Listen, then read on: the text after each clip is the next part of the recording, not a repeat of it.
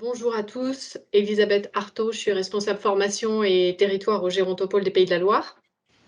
Et je voulais d'abord vous prier de bien vouloir excuser le professeur Beru qui ne pouvait pas introduire cette conférence. Dans tous les cas, je suis ravie, et Niels aussi, je pense, ainsi que d'autres membres de l'équipe que j'ai vus connectés. On est ravis de vous retrouver en si grand nombre autour de cette thématique.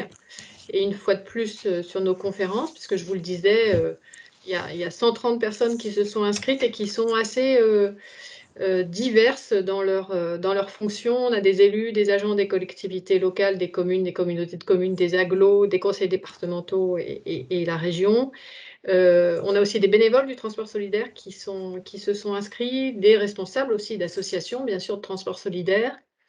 Et puis des acteurs, membres de CCAS, de centres sociaux, de résidences-services, tous ces acteurs étant ou pas d'ailleurs adhérents au Gérontopole, puisqu'on voit bien que cette thématique mobilité que nous avons eu la possibilité de travailler intéresse beaucoup d'acteurs sur les territoires. Donc, encore une fois, merci au Conseil régional de nous avoir permis de réaliser ces études en 2020 et de nous permettre de les poursuivre aussi en 2021 et j'espère en 2022. Et parce que c'est le soutien de la région qui permet que justement, ces études diffusées au plus grand nombre d'acteurs.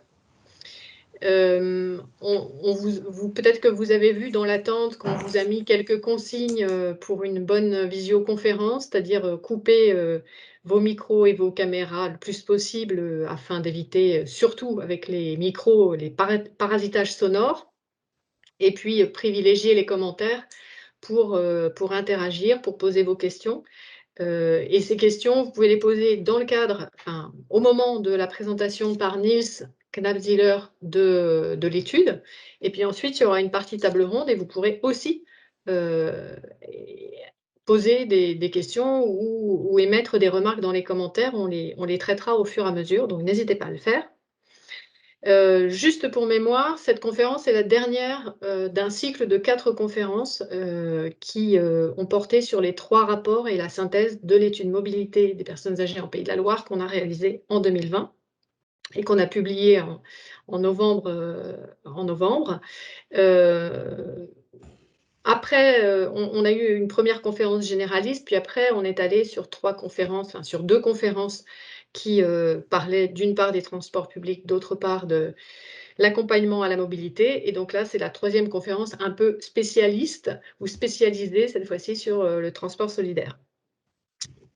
Les supports qui vous sont présentés ainsi que l'enregistrement de la conférence vous sera adressé par mail puisque on a vos mails et donc vous pourrez voilà, les revoir et potentiellement vous appuyer dessus si vous en avez besoin.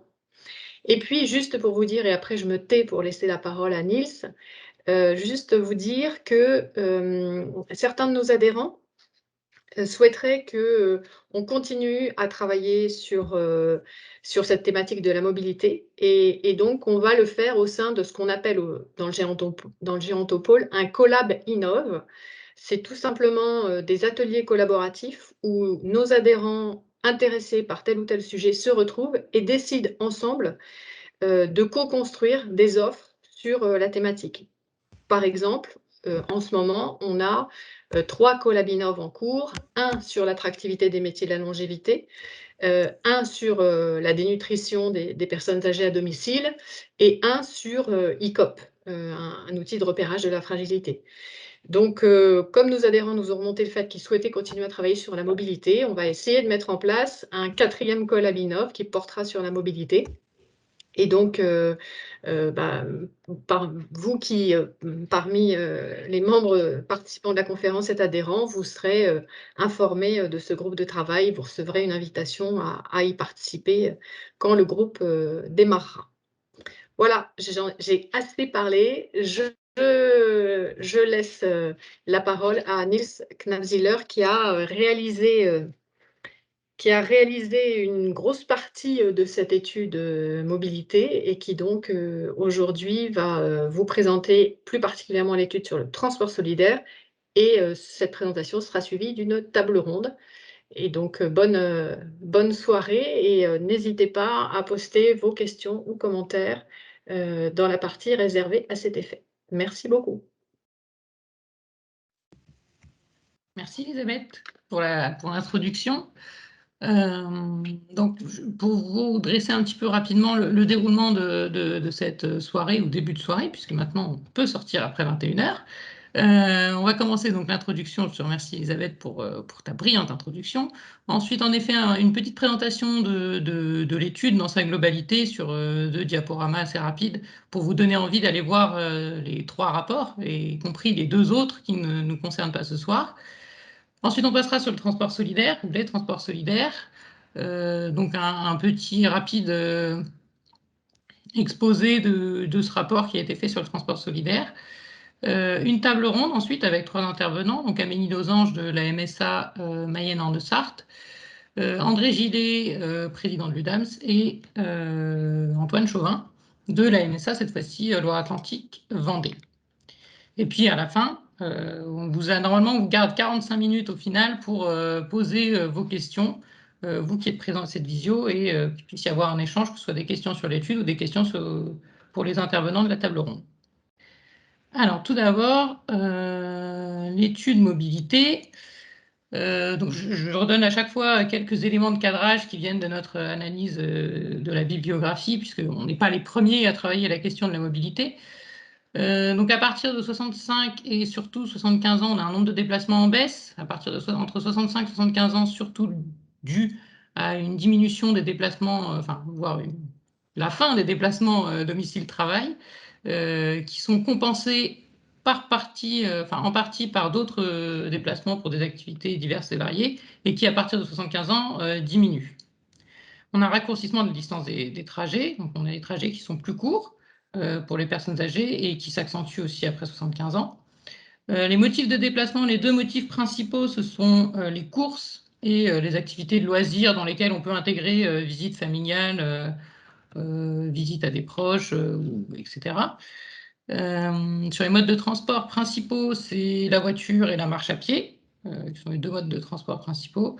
Et ensuite, on a quelques facteurs qui reviennent souvent et qui ont des conséquences sur la mobilité. Le fait de vivre seul fait qu'on a des personnes qui sont plus souvent immobiles ou qui ont moins de déplacements par semaine. Le niveau de vie joue également. Plus on a de ressources financières, plus on est mobile. Et enfin, la proximité des services et la desserte par les transports en commun sont aussi des facteurs favorisant le nombre de déplacements. Donc, ce qui est de notre étude, c'est une étude qui était centrée sur les solutions de mobilité, donc qui date de 2020, notamment du fait du Covid. On a le projet, au moment où on pourra être un petit peu plus libre de discuter avec les personnes âgées, de travailler vraiment la question des besoins. Et ce qu'on a appelé mobilité, nous, c'est la mobilité utilitaire des retraités. Donc, pour la catégorie d'âge, on a pris la question de la retraite en se disant que le fait marquant pour les retraités, c'est l'arrêt des trajets domicile-travail qui sont assez structurants pour la vie des actifs, ou les domiciles-études pour les étudiants et les scolaires. Et enfin, la mobilité utilitaire, on n'a pas pris tout ce qui était la question des vacances ou des longs trajets, mais plutôt les déplacements du quotidien. On a 2 manières d'avoir travaillé, enfin 2 façons de travailler cette question. Un travail quantitatif qui a été fait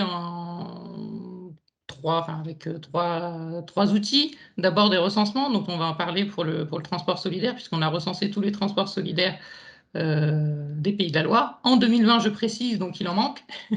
Depuis, on a des nouveaux. Mais bon, vous verrez ça sur des cartographies. Et puis un travail statistique et cartographique, notamment sur tout ce qui va être analyse des transports publics, dont vous pourrez voir une carte aujourd'hui.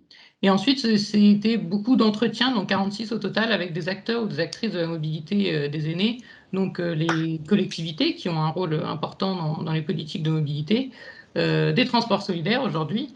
En ce qui nous concerne, on a interrogé pas mal de présidents d'associations ou de CCAS responsables du transport solidaire, les caisses de retraite, voilà, un ensemble d'acteurs qui touchent de près ou de loin à la mobilité des personnes âgées.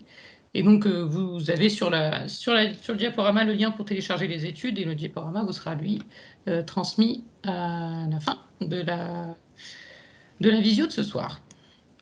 Alors, le transport solidaire, donc on a voulu faire un état des lieux, et ensuite on verra à la fin la question des perspectives ou des grandes questions qui sont soulevées ou qui nous sont venues à la suite des échanges qu'on a pu avoir avec les différents acteurs qu'on a rencontrés. Tout d'abord, qu'est-ce que le transport solidaire? Alors, j'ai mis volontairement des grands S pour vous dire que transport solidaire, ça voulait dire énormément de choses. Donc, pour moi, il y a un principe qui est valable pour tous les transports solidaires, c'est peut-être d'accompagner une personne dans un déplacement du quotidien. Il ne me semble pas. Et donc, il manque un mot. Accompagner une personne dans un déplacement du quotidien par un bénévole. Un ou plusieurs bénévoles, une ou plusieurs personnes, bon ça peut changer.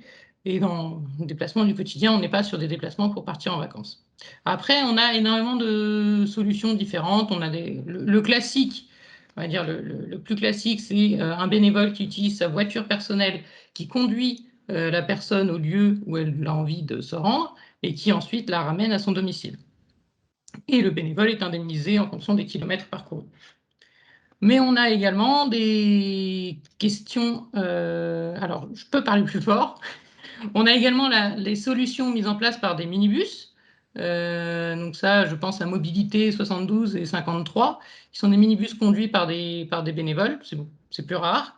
On a des transports solidaires qui proposent de l'accompagnement à pied ou dans les transports en commun. Ensuite, on a différents modèles. On a un modèle porté par des associations, un modèle porté par CCAS, voire CIAS. Il se pose aussi la question restriction d'accès. Est-ce que le transport solidaire est réservé aux plus de 65 ans ou pas? Est-ce qu'il est réservé à des personnes étant non imposables? Est-ce qu'il est réservé à certains types de trajets? Est-ce que, bon, voilà, on peut imaginer beaucoup de choses. Et donc, ça fait à la fin une multitude de transports solidaires possibles et présents sur la région. Pour essayer de voir maintenant un petit peu l'intérêt et l'impact du transport solidaire sur les questions de mobilité dans les Pays de la Loire, je vous propose d'abord de regarder cette carte, qui est la carte issue d'un autre rapport, celui sur les transports publics en Pays de la Loire, et qui nous montre, alors je ne vais pas vous expliquer parce qu'on ne va pas avoir le temps, comment on a défini les territoires les mieux couverts ou moins bien couverts par les transports publics. Mais grosso modo, et c'est des choses que vous connaissez, c'est les agglomérations sont bien mieux desservies que les territoires ruraux et périurbains. Et ce qui nous a intéressé de nous dire, nous, c'est en superposant cette cartographie qui présente donc des territoires beaucoup mieux desservis dans les agglomérations et des territoires ruraux un peu moins desservis, avec quelques différences en fonction du transport à la demande disponible dans les différents départements, de voir que au niveau de la région, on a, pour ce qui est des territoires couverts par le transport solidaire, une très bonne couverture par rapport à d'autres territoires nationaux. Par exemple, on voit le département de Maine-et-Loire qui est quasiment entièrement couvert. En Sarthe, en Mayenne, c'est un peu moins le cas. En Loire-Atlantique, on va dire qu'on est assez bien couvert, en sachant qu'il y a Saint-Nazaire et Nantes Métropole qui sont un peu moins desservis, mais qui au niveau transport public, eux, sont beaucoup mieux pourvus. Et en Vendée, la question un petit peu du littoral aussi qui revient en Loire-Atlantique, où disons qu'en bordure littorale, on a un peu moins de services qu'ailleurs. Et donc tout ça pour dire à la fin qu'on a fait une superposition des deux cartes pour essayer de définir quels sont les territoires où on a des transports, enfin on n'a pas de transport solidaire, et où on a très peu de transports en commun. Ce qui nous donne une cartographie où finalement on a des territoires, donc surtout sartois et vendéens, du fait, si je reviens à la carte précédente, que ce sont les deux départements qui sont les moins bien desservis au niveau transport public, et quelques petits bouts de territoire en Maine-et-Loire où, alors il y a une commune de Nantes Métropole qui, malheureusement, enfin, en fonction de nos critères, n'a pas été retenue comme étant bien desservie par les transports publics, donc qui n'a pas de transport solidaire. Mais voilà, sinon on est sur plutôt des territoires sartois et vendéens. Mais ce qui est intéressant de voir, c'est le chiffre et le nombre de personnes que ça représente de plus de 65 ans. Ça fait seulement 4% des plus de 65 ans qui, théoriquement, sont dans une situation de mobilité assez complexe au regard des transports publics et du transport.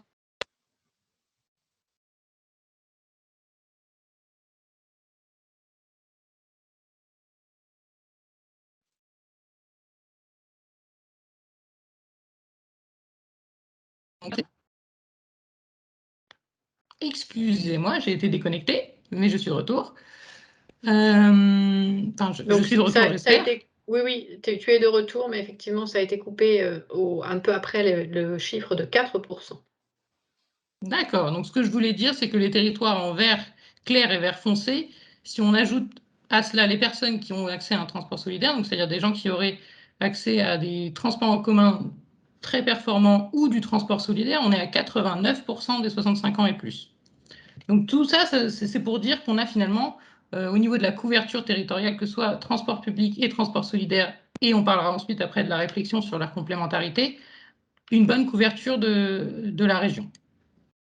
J'en viens à parler maintenant du décret sur le transport d'utilité sociale qui est sorti, je ne sais plus jamais, maintenant j'ai oublié, le 20 août 2019, qui vient essayer d'encadrer cette question du transport solidaire après la loi Grand-Guillaume, qui je crois est de 2016, qui était une loi notamment liée à la question des conflits entre les VTC et les taxis, pour essayer d'expliquer un petit peu le contexte et l'explication peut-être aussi de ce décret. Donc ce décret, il fixe deux conditions auxquelles doivent répondre les transports solidaires, c'est-à-dire que c'est soit l'une, soit l'autre. La première condition, on va dire que c'est une condition territoriale. Il a été considéré que le transport solidaire doit être à destination plutôt des territoires ruraux, puisque dans les territoires ruraux, au niveau de l'État, on a considéré que c'était les territoires prioritaires et que la question du transport solidaire était nécessaire dans les territoires ruraux.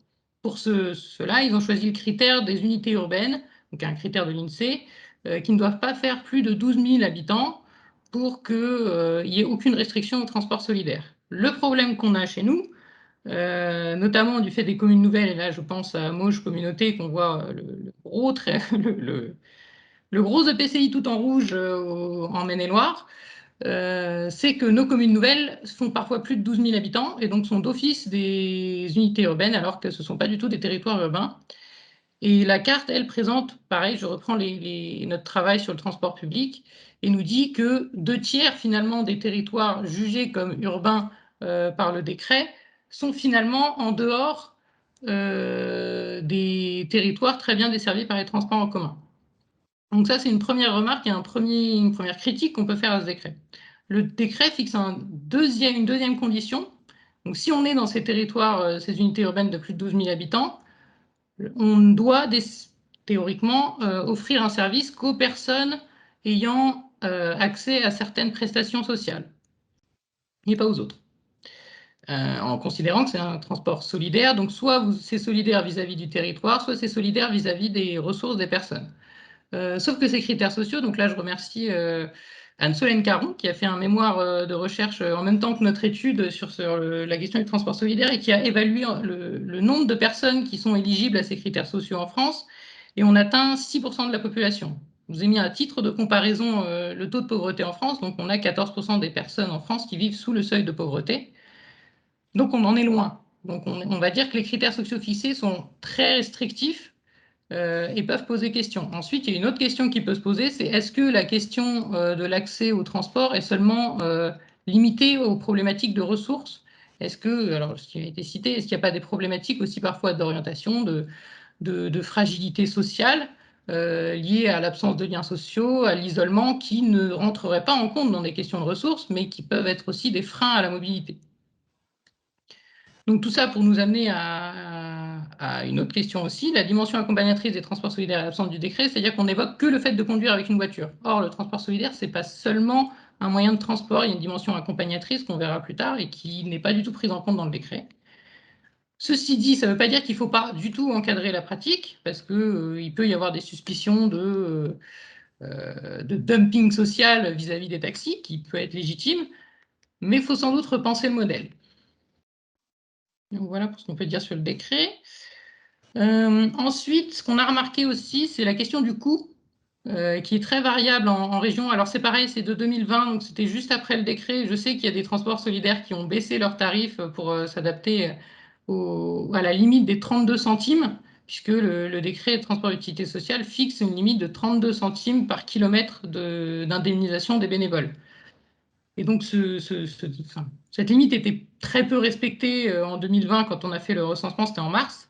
mais il est possible que depuis, enfin même c'est sûr, il y en a certains, je le sais, il y a certains prix qui aient baissé. Mais bon, toujours est-il qu'en 2020, on avait une forte disparité des coûts, puisque bon, alors la majorité était en dessous des 40 centimes, donc passer de 40 à 32 centimes à la limite, c'est pas forcément un saut extraordinaire.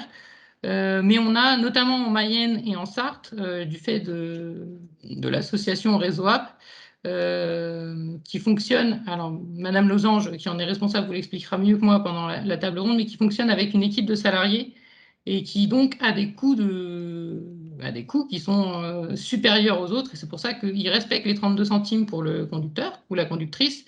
Et ensuite viennent s'ajouter 28 centimes pour financer les salariés qui s'occupent de la gestion des appels, de la gestion des bénévoles sur 3 départements, ce qui prend forcément beaucoup de temps. Et donc voilà, donc c'est un modèle qui, ceci dit, nous oblige à observer que sur certains territoires par rapport à d'autres, on peut avoir une inégalité, enfin un rapport entre 1 et 4 entre les endroits les moins chers et les endroits les plus chers. Et donc si on est sur des déplacements à partir d'une certaine distance, et comme il y a pas mal de déplacements qui sont pour rejoindre des lieux de santé ou des hôpitaux, ça peut faire assez vite une différence assez importante. J'en viens à la question des bénévoles, qui est revenue pour nous comme alors, à la fois le moteur du système, puisque évidemment l'accompagnement des déplacements se fait par les bénévoles, mais aussi la fragilité. Donc pareil, on a recensé le nombre de bénévoles pour 1000 habitants dans le transport solidaire dans toutes les communes quand on a pu. Donc il y a quelques endroits où on n'a pas de réponse et en même temps on faisait le recensement en même temps que le Covid.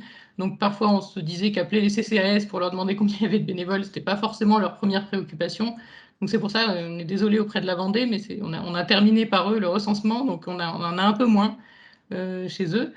Mais tout ça pour dire qu'on a alors un plus fort engagement au centre de la région, donc en Maine-et-Loire, à l'est de la Loire-Atlantique, qui sont les territoires où on a le plus de bénévoles par habitant. À l'inverse, en Mayenne et en Sarthe, on est sur des taux un peu moins élevés. Et pour ce qui est de la Vendée et de certains territoires de Loire-Atlantique, on a aussi des taux un petit peu plus faibles, mais qui peuvent s'expliquer aussi par des créations récentes ou des questions de lissage vis-à-vis de données qu'on avait à l'échelle intercommunale, alors que quand on a des communes déléguées, parfois en Maine-et-Loire, où on a 100 habitants, il suffit d'avoir 2-3 bénévoles pour que tout de suite on ait un taux qui soit assez élevé. Ce qu'on peut dire sur les bénévoles et ce qui est revenu de nos entretiens, c'est qu'on a un engagement qui est assez souple en matière de bénévolat et qui correspond aux attentes des jeunes retraités, puisqu'on est vraiment sur la cible jeunes retraités comme bénévoles, puisqu'il faut avoir du temps pour pouvoir faire les déplacements. Et donc, ce sont surtout des jeunes retraités qui sont les bénévoles du transport solidaire.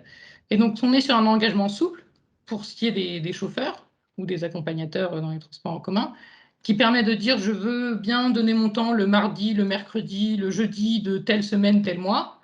Et donc, ce n'est pas forcément un engagement très contraignant, donc c'est assez simple de s'engager dans le transport solidaire. C'est vecteur d'utilité sociale, on se sent utile, et à la retraite, avec la fin de l'activité professionnelle, on peut y avoir cette recherche d'utilité sociale.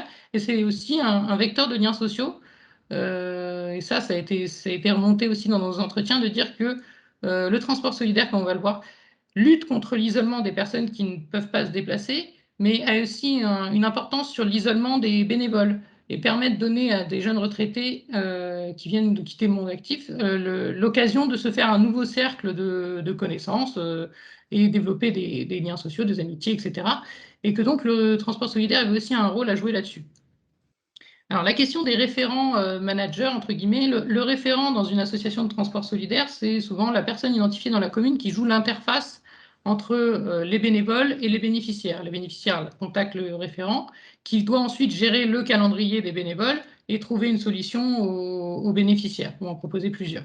C'est un rôle qui, lui, n'est pas forcément très souple, qui demande un certain engagement et qui demande aussi des compétences, notamment managériales, puisque c'est aussi le point vers lequel, enfin la personne vers laquelle se réfèrent les bénévoles pour tout ce qui est question aussi, enfin, sur comment je fais pour voir Madame Machin, j'ai un problème avec Monsieur X, quand on fait des déplacements, il me demande des choses que j'ai pas forcément envie de faire au niveau, voilà, de ramener les courses chez lui, mais j'ai un problème au dos, donc moi je pourrais pas trop transporter les courses de la voiture à son domicile, etc., etc. Donc c'est un rôle assez compliqué. Il y a des solutions qui existent. Certains s'appuient tout simplement sur des agents communaux, donc des personnes qui sont payées, voire formées. Mais ce qu'on a vu, nous, de la part du département de la Vendée, c'est que mettez une certaine alerte au niveau des mairies à dire attention, ça va prendre du temps. Donc si vous mettez un agent communal dessus, c'est très bien, mais réfléchissez-y, ou ça va lui prendre pas mal de temps, et donc il va falloir que vous soyez en mesure de dégager du temps pour cette personne. Ensuite, il y a la question des formations et assurances. Donc, dans l'idée de se dire qu'il faut essayer de donner aux bénévoles, puisqu'ils sont les moteurs du système, des conditions de travail, entre guillemets, ou de bénévolat les plus acceptables pour eux, en tout cas les meilleures, peut se poser la question de leur faire des formations sur la posture de bénévole, des formations sur la conduite, sur le code de la route, des formations sur les premiers secours, etc., etc. Plein de formations. On a même vu une formation de kiné pour savoir comment accompagner les personnes dans l'entrée et la sortie du véhicule quand elles ont quelques problèmes de mobilité, mais cette fois-ci de mobilité articulaire. Voilà, et puis il vient la question aussi de l'assurance. C'est de savoir si j'ai un accident en tant que bénévole, est-ce que ça va toucher à mon assurance personnelle, à mon malus, et est-ce que l'association ne pourrait pas me permettre d'avoir une assurance complètement indépendante de mon assurance personnelle. Tout ça pour dire que cette question de l'engagement bénévole, elle est assez complexe, elle est assez importante tout de même dans cette question du transport solidaire, et que les réflexions qu'on doit aussi avoir, c'est comment fournir aux bénévoles les meilleures conditions d'un épanouissement, puisque c'est aussi ce qui est recherché dans le transport solidaire, et qui sera sensible forcément aux effets générationnels. Et ça, c'est une inquiétude qui est revenue aussi dans nos entretiens, c'est donc là, les retraités, aujourd'hui, on a des bénévoles, mais la nouvelle génération, comment est-ce qu'elle se comportera vis-à-vis de l'idée du bénévolat, de la solidarité, et comment faire pour que cette nouvelle génération soit finalement intéressée par le transport solidaire. Aujourd'hui, on a la question de l'engagement souple, de l'utilité sociale qui font qu'on a envie de s'engager dans le transport solidaire, mais demain, quels seront les leviers qu'on pourra activer pour sensibiliser les futurs jeunes retraités à s'engager dans le transport solidaire. J'en arrive à la fin. Les questions qui me semblent importantes d'évoquer pour qu'elles soient ensuite débattues, réfléchies. Donc la question du transport solidaire, c'est de savoir est-ce qu'on est sur un transport ou sur un accompagnement des déplacements. Alors au-delà de la question du décret et de l'éventuelle concurrence entre transport solidaire et d'autres moyens de transport, c'est vraiment une réflexion de savoir est-ce qu'aujourd'hui, le bénévole n'apportera pas un service comme le ferait un professionnel.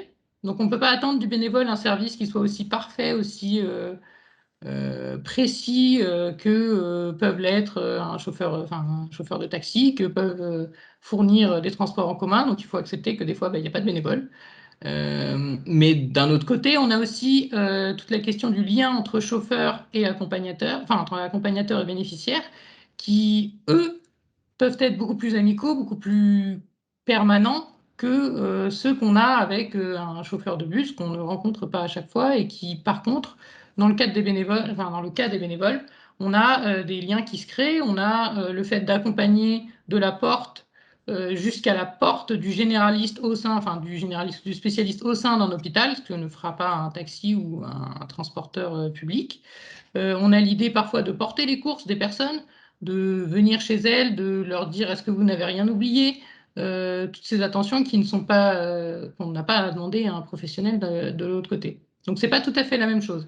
Et ensuite, la question de l'accompagnement, c'est aussi, comme on l'a dit, développer d'autres idées que simplement conduire avec sa propre voiture. C'est accompagner peut-être, on peut imaginer encore plus loin, et ça c'est ce qu'on a appelé accompagner à la mobilité, c'est dans quelle mesure les bénévoles peuvent devenir des ambassadeurs de la mobilité du territoire et venir accompagner à l'usage de nouveaux modes de transport. Notamment, ça se fait, je sais, du côté de Clisson, au moment de l'inscription des personnes au service de transport solidaire, et ben on leur présente le transport à la demande en leur disant bien que ça coûte moins cher, que c'est disponible tel jour, tel jour, tel jour. C'est pas disponible tous les jours, donc, mais on leur dit privilégiez le transport à la demande et le transport solidaire viendra compléter. Donc la question de l'objectif, oui, transporter la population, donc ça c'est un petit peu ce que je suis en train de dire. Est-ce que aujourd'hui, il me semble, moi, et dans les discussions que j'ai eues, que le transport solidaire n'est pas qu'une question de transport, mais c'est aussi une question de lutte contre l'isolement, que ce soit de la part des bénévoles, enfin pour les bénévoles ou pour les bénéficiaires, ce que ne font pas les services de mobilité puisque ce ne sont pas leur rôle.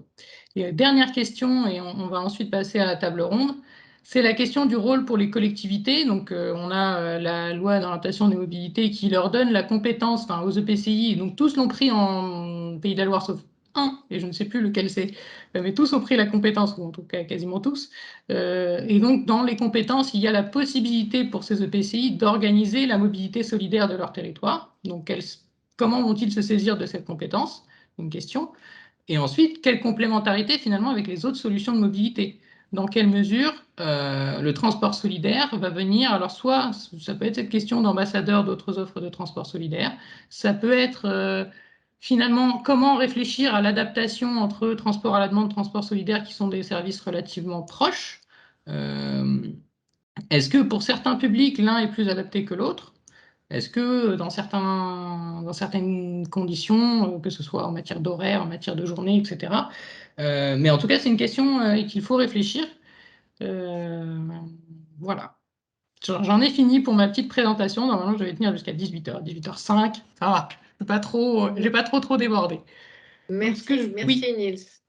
Alors, juste peut-être avant le début de la table mm, ronde, on va prendre 2-3 questions si tu veux bien. oui, Il y a Monsieur Corbeau qui est élu régional à l'Association des paralysés de France et qui siège au CDCA de la Sarthe pour la CFDT, qui pose la question suivante. Qu'en est-il des personnes âgées en situation de handicap par rapport au transport solidaire et en particulier les personnes en fauteuil, soit manuel, soit électrique? Alors, peut-être qu'il faut qu'il précise ta question ou déjà tu as une partie non, de la non, non, réponse? c'est bon, je peux répondre, mais je ne vais pas avoir une réponse super satisfaisante. On va dire que ça dépend des associations. On a des associations, alors on a par exemple, je pense à Mobilité 72-53, donc qui sont des associations transport solidaire autour de Sablé-sur-Sarthe et au sud-est de la Mayenne, qui eux prennent en charge, enfin qui ont tout simplement un véhicule adapté PMR, etc., et donc qui prennent en charge les personnes handicapées.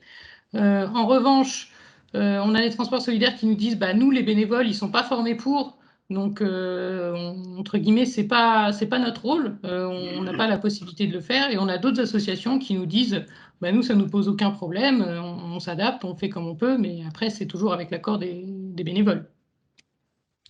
Mais je pense Merci. je vois André Gillet qui est apparu. Je pense qu'André Gillet, vous pourrez en parler également lors de la table ronde. On démarrera peut-être sur cette question. Merci. Monsieur Pelé, qui est secrétaire des pornis-chauffeurs, qui dit qu'il est étonné de voir que sur la carte qui signale l'absence de transport solidaire, que donc sur la carte Pornichet, Donge et Pontchâteau apparaissent en bleu, alors que des associations de transport solidaire y existent depuis 2 ou 3 ans. Eh ben, le recensement n'a pas pu être complètement exhaustif. J'en suis désolée. Mais ça, on le savait en le faisant que de toute façon, en passant par les sites internet, par des acteurs locaux comme la MSA, etc., on allait forcément passer à côté. Les pornis chauffeurs, moi, ça me dit quelque chose. Il est possible qu'en zoomant, moi, j'ai juste peut-être mis pornicher. Juste la commune de Et Pornichet, et du coup, c'est possible qu'on ne la voit pas. Et sachant que ce recensement, c'est ce que tu expliquais initialement, il a dû se faire avec l'aléa de la crise sanitaire, qui fait que lorsque nous avons interrogé les différents acteurs, ils n'étaient pas toujours, et on le comprend très bien, très disponibles pour venir compléter Hum, les informations qu'on ouais. réussissait à trouver sur les sites internet, par exemple. Donc il est possible parfois et qu'il y ait quelques erreurs, et merci de nous les signaler. Monsieur Muller indique, pose la question sur le décret TUS, quid des zones multimodales? Alors, je ne sais pas ce qui est appelé les zones multimodales.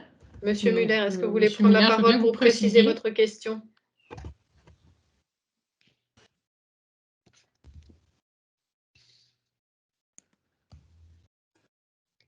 Vous avez mon micro là? Oui, on Oui, on vous vous entend. entend.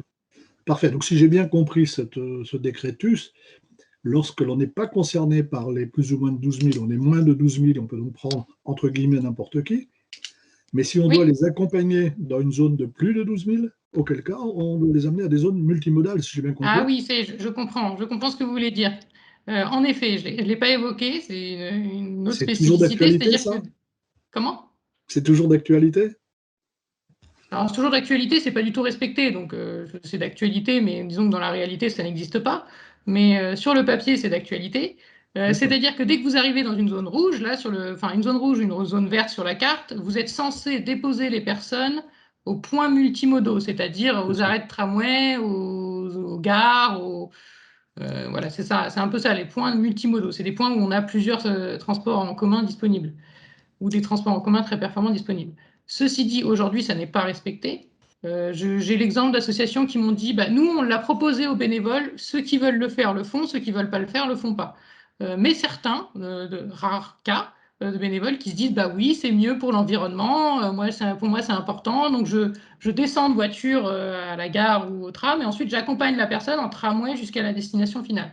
Et on va être clair, c'est souvent plutôt pénible pour les bénévoles qu'autre chose. Mais oui, pour l'instant, ça existe toujours. Merci Nils. Dernière question ou remarque, puis après on va passer à la table ronde si vous voulez bien, parce que nous avons 3 invités et qui ont aussi plein de choses à dire. Monsieur Piard qui, de Axpérience, pardon, l'association Axpérience qui dit: «Si j'ai bien compris le décret, les collectivités territoriales ne sont pas soumises aux conditions de revenus et de lieu de résidence». Oui, j'en ai discuté avec certains CCAS, certains CCIAS. On est à peu près tous tombés d'accord en disant que le décret est soumis aux associations, donc pas les collectivités.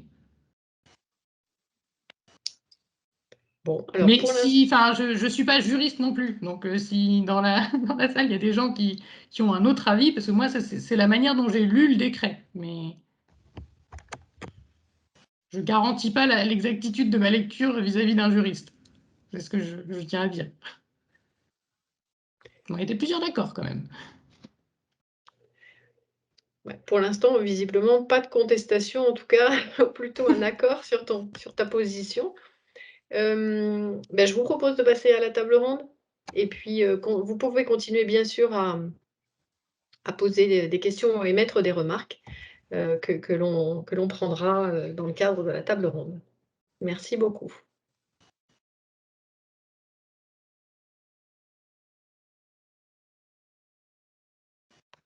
Donc, je vais inviter les 3 intervenants. Alors, je reclique sur le bon endroit, voilà. Les 3 intervenants à allumer leur caméra pour qu'on puisse les voir et qu'on puisse lancer la discussion. D'ailleurs, je vais sans doute juste vous présenter très rapidement et puis ensuite enlever le diaporama pour que les personnes, si possible, si vous n'êtes pas intervenant, ça peut être bien de couper votre caméra, comme ça on a les 3 intervenants en gros plan, entre guillemets. Pour que vous puissiez un petit peu aussi voir les visages. C'est les contraintes de la visio, mais bon, on essaye de faire que ça ressemble à peu près à une table ronde. Donc, on a Amélie Losange de la MSA Mayenne en Sarthe, donc en charge de MSA Service et donc de Réseau App. André Gillet, qui lui est président de l'Union départementale d'accompagnement à la mobilité solidaire. André, je vous laisserai présenter ce qu'est l'Union départementale d'accompagnement à la mobilité solidaire, qu'à partir de maintenant nous nommerons UDAMS pour un peu plus de facilité. Et puis Antoine Chauvin, qui est, lui, à la MSA Loire-Atlantique Vendée. Hop, donc j'enlève le diaporama. Voilà.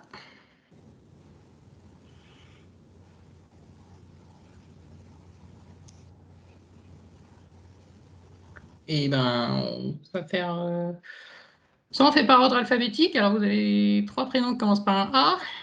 On va faire par ordre alphabétique des noms de famille, ça va m'éviter de réfléchir trop longtemps. Donc, Antoine Chauvin, allez-y, je vous laisse vous présenter rapidement. Eh bien, bonjour, donc Antoine Chauvin, moi je suis agent de développement au pôle développement social des territoires à la MSA Loire-Atlantique Vendée et en charge du volet mobilité qu'on a développé depuis une dizaine d'années. Monsieur Gillet? André Gillet, je suis un peu l'origine des transports solidaires en Loire-Atlantique, puisque c'est notre petite commune à l'époque, il y a 15 ans, qui a lancé cette idée-là en Loire-Atlantique. Je suis président de l'Union départementale, parce que l'Union départementale, c'est la mutualisation des associations qui a permis d'avoir une assurance collective à un coût acceptable pour les associations et qui permet aussi de pouvoir pourvoir des formations, je vais être assez bref, des formations de premier secours, avec la MSA, l'accompagnement des bénéficiaires par les bénévoles et des référents. Et puis aussi une autre formation qui est en cours, qui a été bloquée par le Covid, une formation sur la sécurité routière. Tout ça en collaboration avec le département de Loire-Atlantique. Très bien, merci Monsieur Gillet. Madame Losange? Donc Amélie Losange, responsable de l'association Réseau App, donc qui fait de l'accompagnement à la mobilité. On préfère parler d'accompagnement à la mobilité que de transport solidaire. L'association donc Réseau App a été créée en 2009-2010. Elle a pris véritablement son essor à partir de 2014.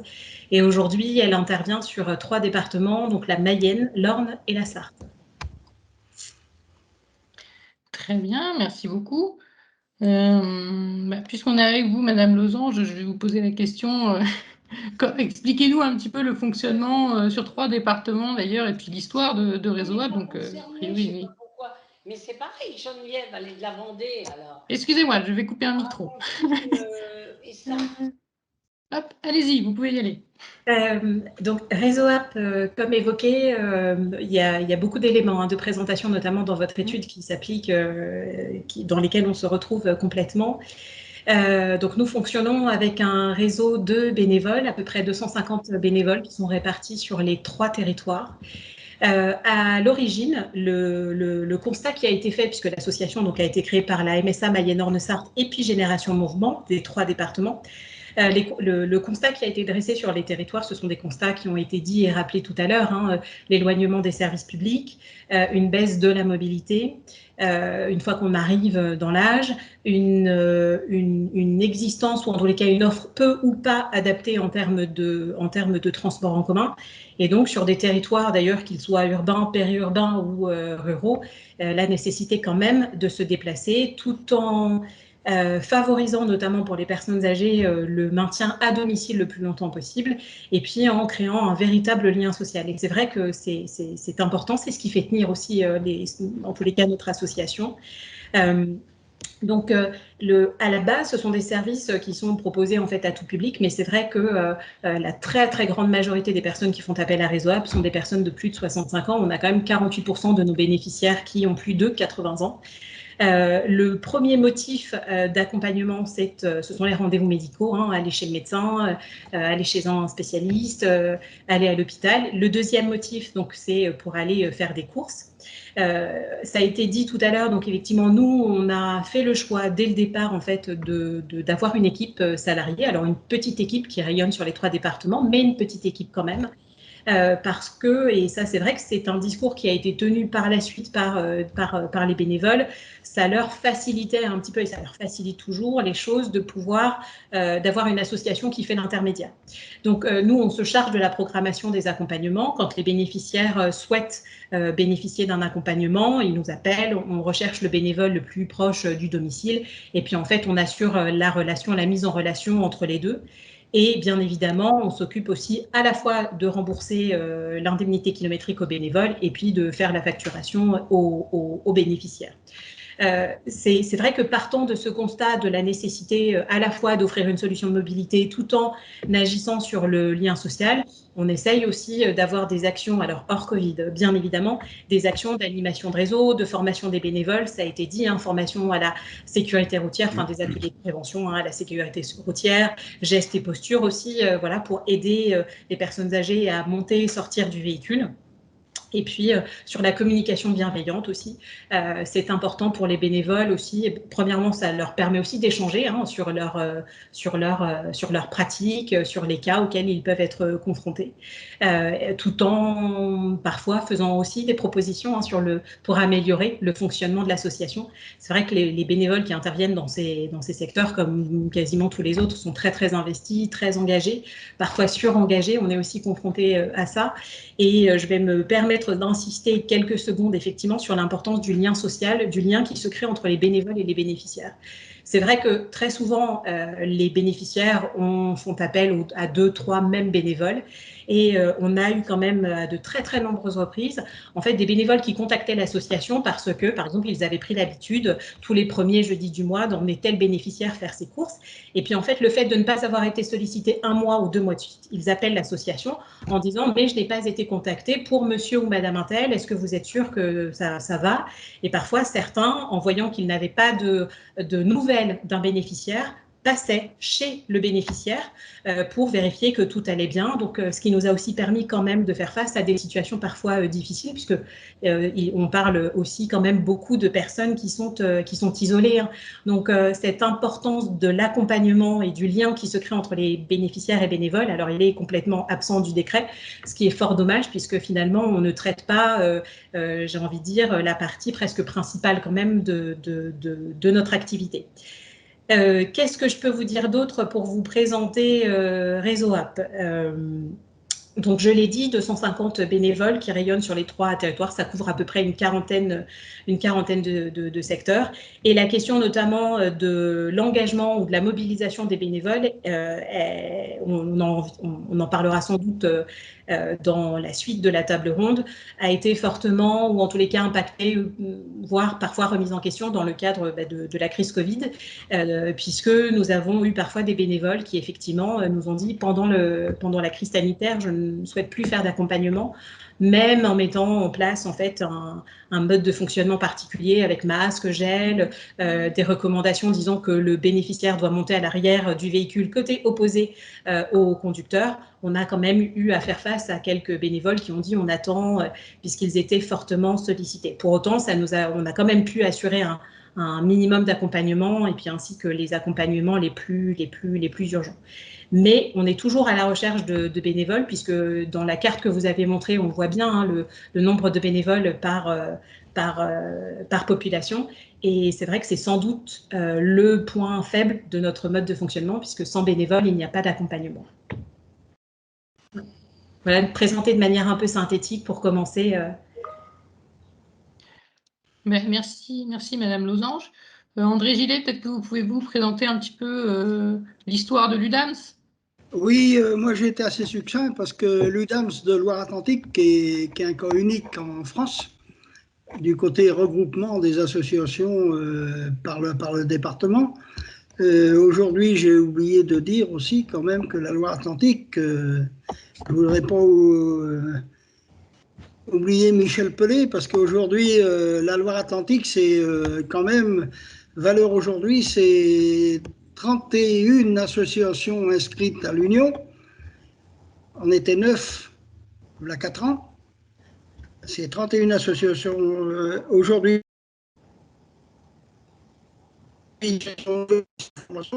Et ça représente les 31 associations. On a une couverture qui est quand même assez large, de 13 à 1400 bénévoles. Et la naissance de l'UDAMS, ça a été l'assurance qui devenait très dure à supporter par les associations. Et en 2016, je suis parti négocier avec des assureurs et a réussi, avec l'aide d'Antoine à la MSA, de rassembler les associations existantes. Il y en avait 11 à l'époque sur la Loire-Atlantique.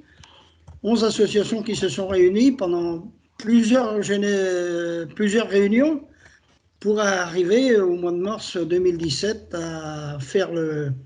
à trouver. Il a eu la chance à l'époque il est ressorti que deux assureurs à l'époque qui faisaient ce système d'assurance collective. Et 2 assureurs, ça a été la loi. On avait un cahier des charges qui était très précis là-dessus. On voulait une garantie qui permet aux bénévoles, pendant l'émission, les bénévoles, ce n'est plus du tout leur assurance qui fonctionne, pour les personnes transportées, véhicules et tout, ils sont couverts par le collectif. Et on a une assurance multirisque, plus la responsabilité civile, et ça nous a permis quand même à l'époque de diviser le coût de l'assurance par 4, pour les mêmes garanties. Mais bon, c'était une préparation. Et aujourd'hui, c'est ce qui permet aussi aux associations qui arrivent avec nous, des associations ou des CCAS qui rentrent dans l'Union, dans des petites communes, de ne pas avoir un gros budget d'assurance, parce qu'ils sont pendant une année avec une participation, parce que c'est comme ça, c'est dans les règlements intérieurs, mais une petite participation, et ça leur permet de démarrer à peu de frais. Et c'est ce qui fait la force de l'Union. Il y a encore des associations qui sont non adhérentes à l'UDAMS.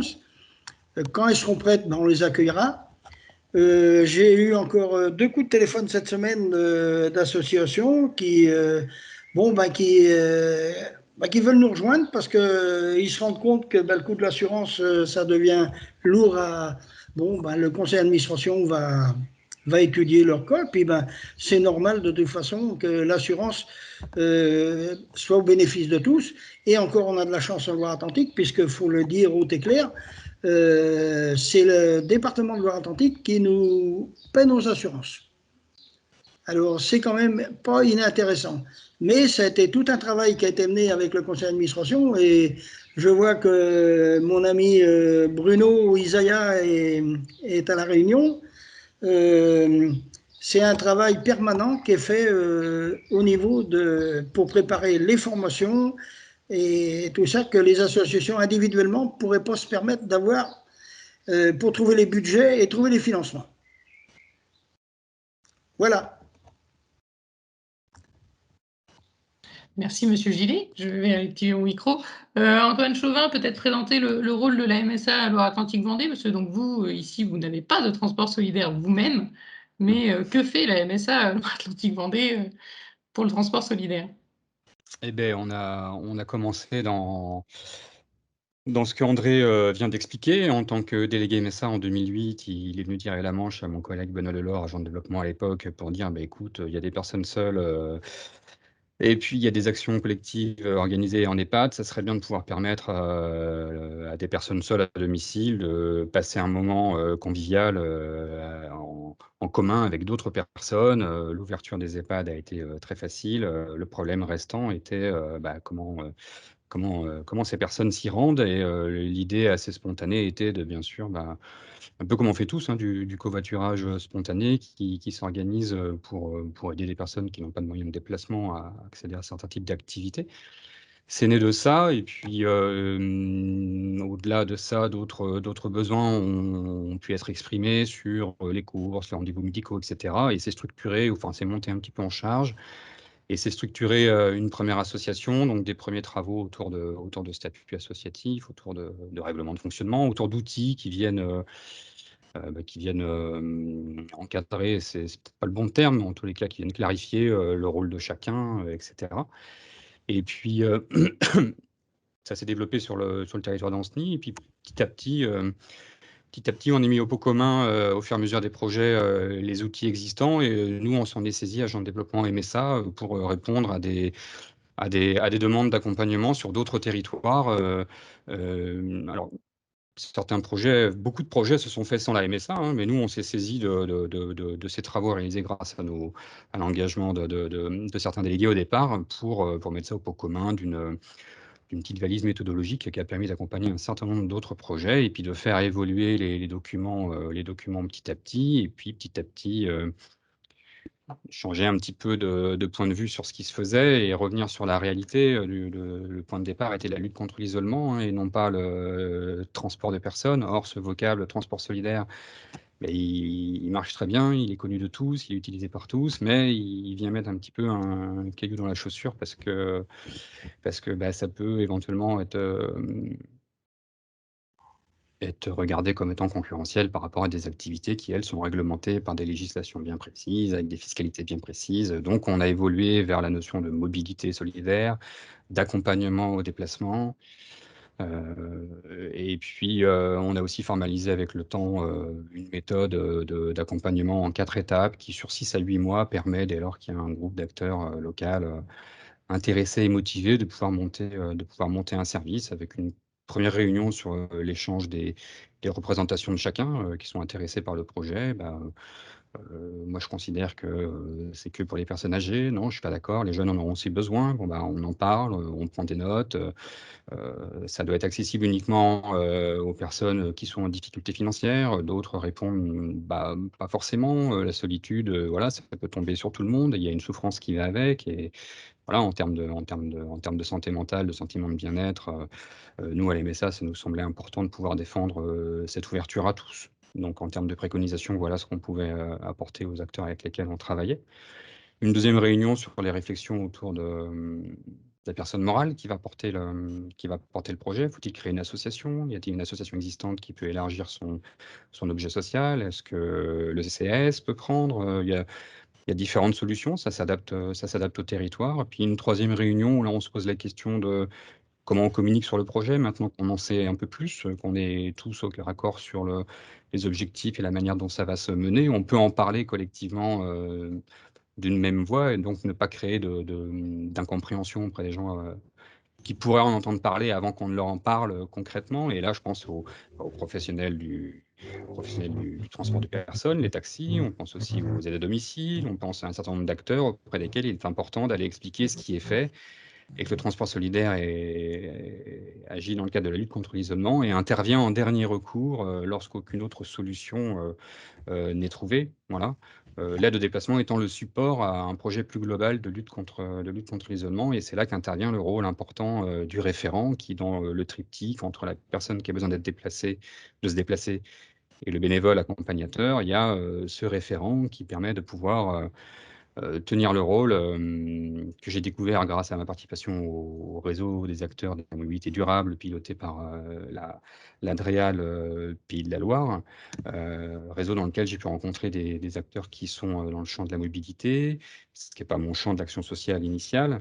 Et je me rends compte que ces référents font un peu office de conseil en mobilité tels que peuvent faire les plateformes de mobilité, en rappelant l'existence sur le territoire, les lignes de bus, les taxis, le transport à la demande, rappeler quel jour ça fonctionne, les modalités d'inscription, sentir à travers la demande si habituellement c'était le voisin, le fils ou je ne sais qui accompagnait, et puis il ne s'agit pas de venir casser les solidarités de voisinage ou spontanées qui s'organisent. Malheureusement, une voiture peut être en panne, le voisin peut être au travail ce jour-là, et au bout du bout, il n'y a pas d'autre solution que d'utiliser le transport solidaire. Donc voilà un petit peu le fil de nos travaux. Et puis effectivement, André en a parlé de l'union départementale où, à son initiative, on a pu être à la MSA, le tiers qui, lors de 4 réunions, a permis de faire que 9 associations sur les 11 présentes se lancent dans la création de cette union départementale avec comme porte d'entrée des économies d'échelle sur le contrat d'assurance, mais aussi, c'était l'occasion d'en parler collectivement, de pouvoir faire en sorte que cette UDAM, ce soit un interlocuteur qui permette de pouvoir proposer des offres de formation. On a développé André en a parlé sur la posture bénévole, avec une première matinée sur l'isolement social, l'isolement géographique, qu'est-ce que c'est, la solitude, la souffrance qui peut aller avec, et une deuxième matinée plutôt sur la posture bénévole et l'intérêt de rappeler le cadre dans lequel le bénévole intervient et réalise un vrai travail d'accompagnement. Son statut bénévole n'étant jamais qu'un statut, vraiment les bénévoles investissent d'eux-mêmes des savoir-faire, des savoir-être. Et cette formation vient reconnaître tout cet investissement en termes de travail d'accompagnement. Et rappeler le cadre, c'est rappeler que ça doit passer par le référent, ce qui permet de ne pas avoir à gérer soi-même en fonction de qui on est et du degré qu'on a plus ou moins facilement l'occasion d'affirmer clairement auprès des personnes, non, là je peux pas, non, cette demande complémentaire qui n'était pas prévue, je ne peux pas la prendre en charge. Voilà, donc cette formation apporte vraiment un soutien auprès des bénévoles. Il y a des retours très intéressants en termes d'éléments très pratiques.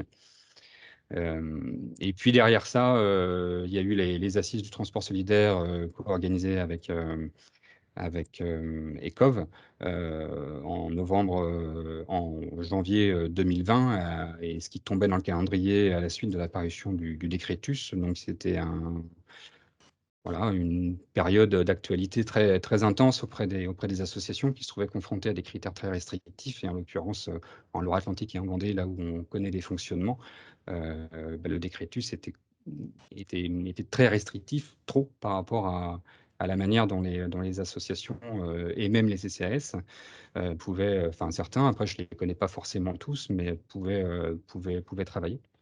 Et puis à la suite de ça, et là j'en termine juste pour dire que l'Adréal Pays de la Loire actuellement, depuis novembre dernier, conduit une étude avec le cabinet Helix et nous a associé, nous MSA et également le CEREMA, une étude sur l'impact social du transport solidaire, justement pour pouvoir objectiver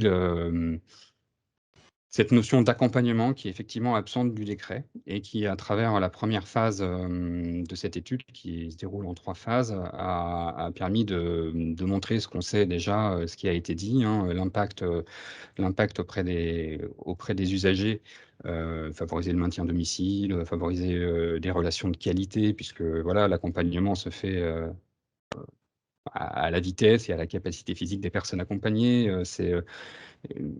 Au retour d'un accompagnement, je crois qu'il n'est pas rare qu'il y ait la proposition de rester papoter un peu autour d'un café, je ne sais quoi. Donc c'est vraiment du temps bénévole. Par contre, l'usage du véhicule, lui, est indemnisé pour que ce soit une opération blanche pour le bénévole.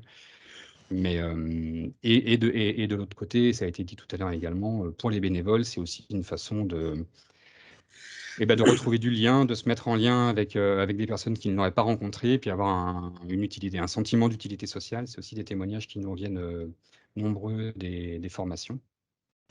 Et voilà, je vais m'arrêter là. Oui, Je non, parle longtemps. c'est que Antoine, je suis désolée, mais vous ne pouvez pas Très bien, parler un peu tout seul. Je suis obligée un peu de vous arrêter. Ouais. Je vais rebondir un petit peu sur ce que vous dites pour questionner André Gillet et Amélie Losange, justement sur la question de l'apport, enfin de l'utilité sociale, ou en tout cas de l'apport, des apports que vous identifiez pour la société via les transports solidaires qui sont mis en place. Peut-être Madame Losange, je vous donne la parole en première, parce que ça fait plus longtemps qu'on ne vous a pas entendu.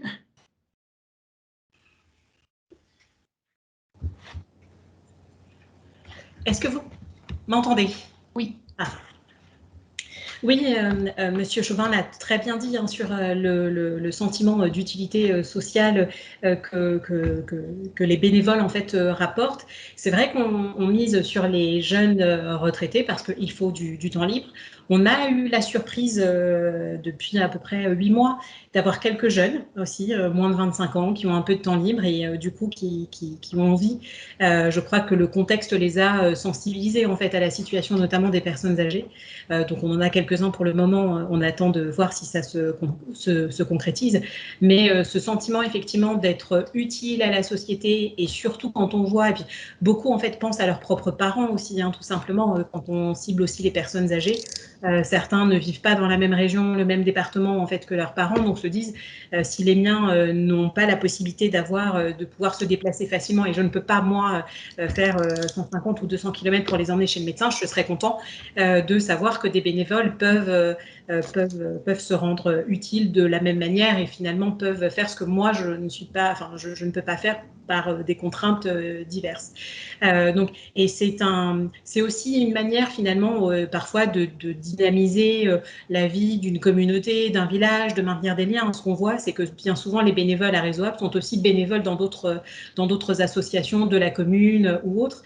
Donc finalement, ça fonctionne, ça a été dit, ça fonctionne très bien par communauté, par le système aussi de bouche à oreille. On en parle, on connaît, on découvre, on en parle autour de soi, et puis ça permet de se retrouver en fait autour de thématiques communes. On organise aussi, par exemple, des actions de convivialité indépendamment des formations.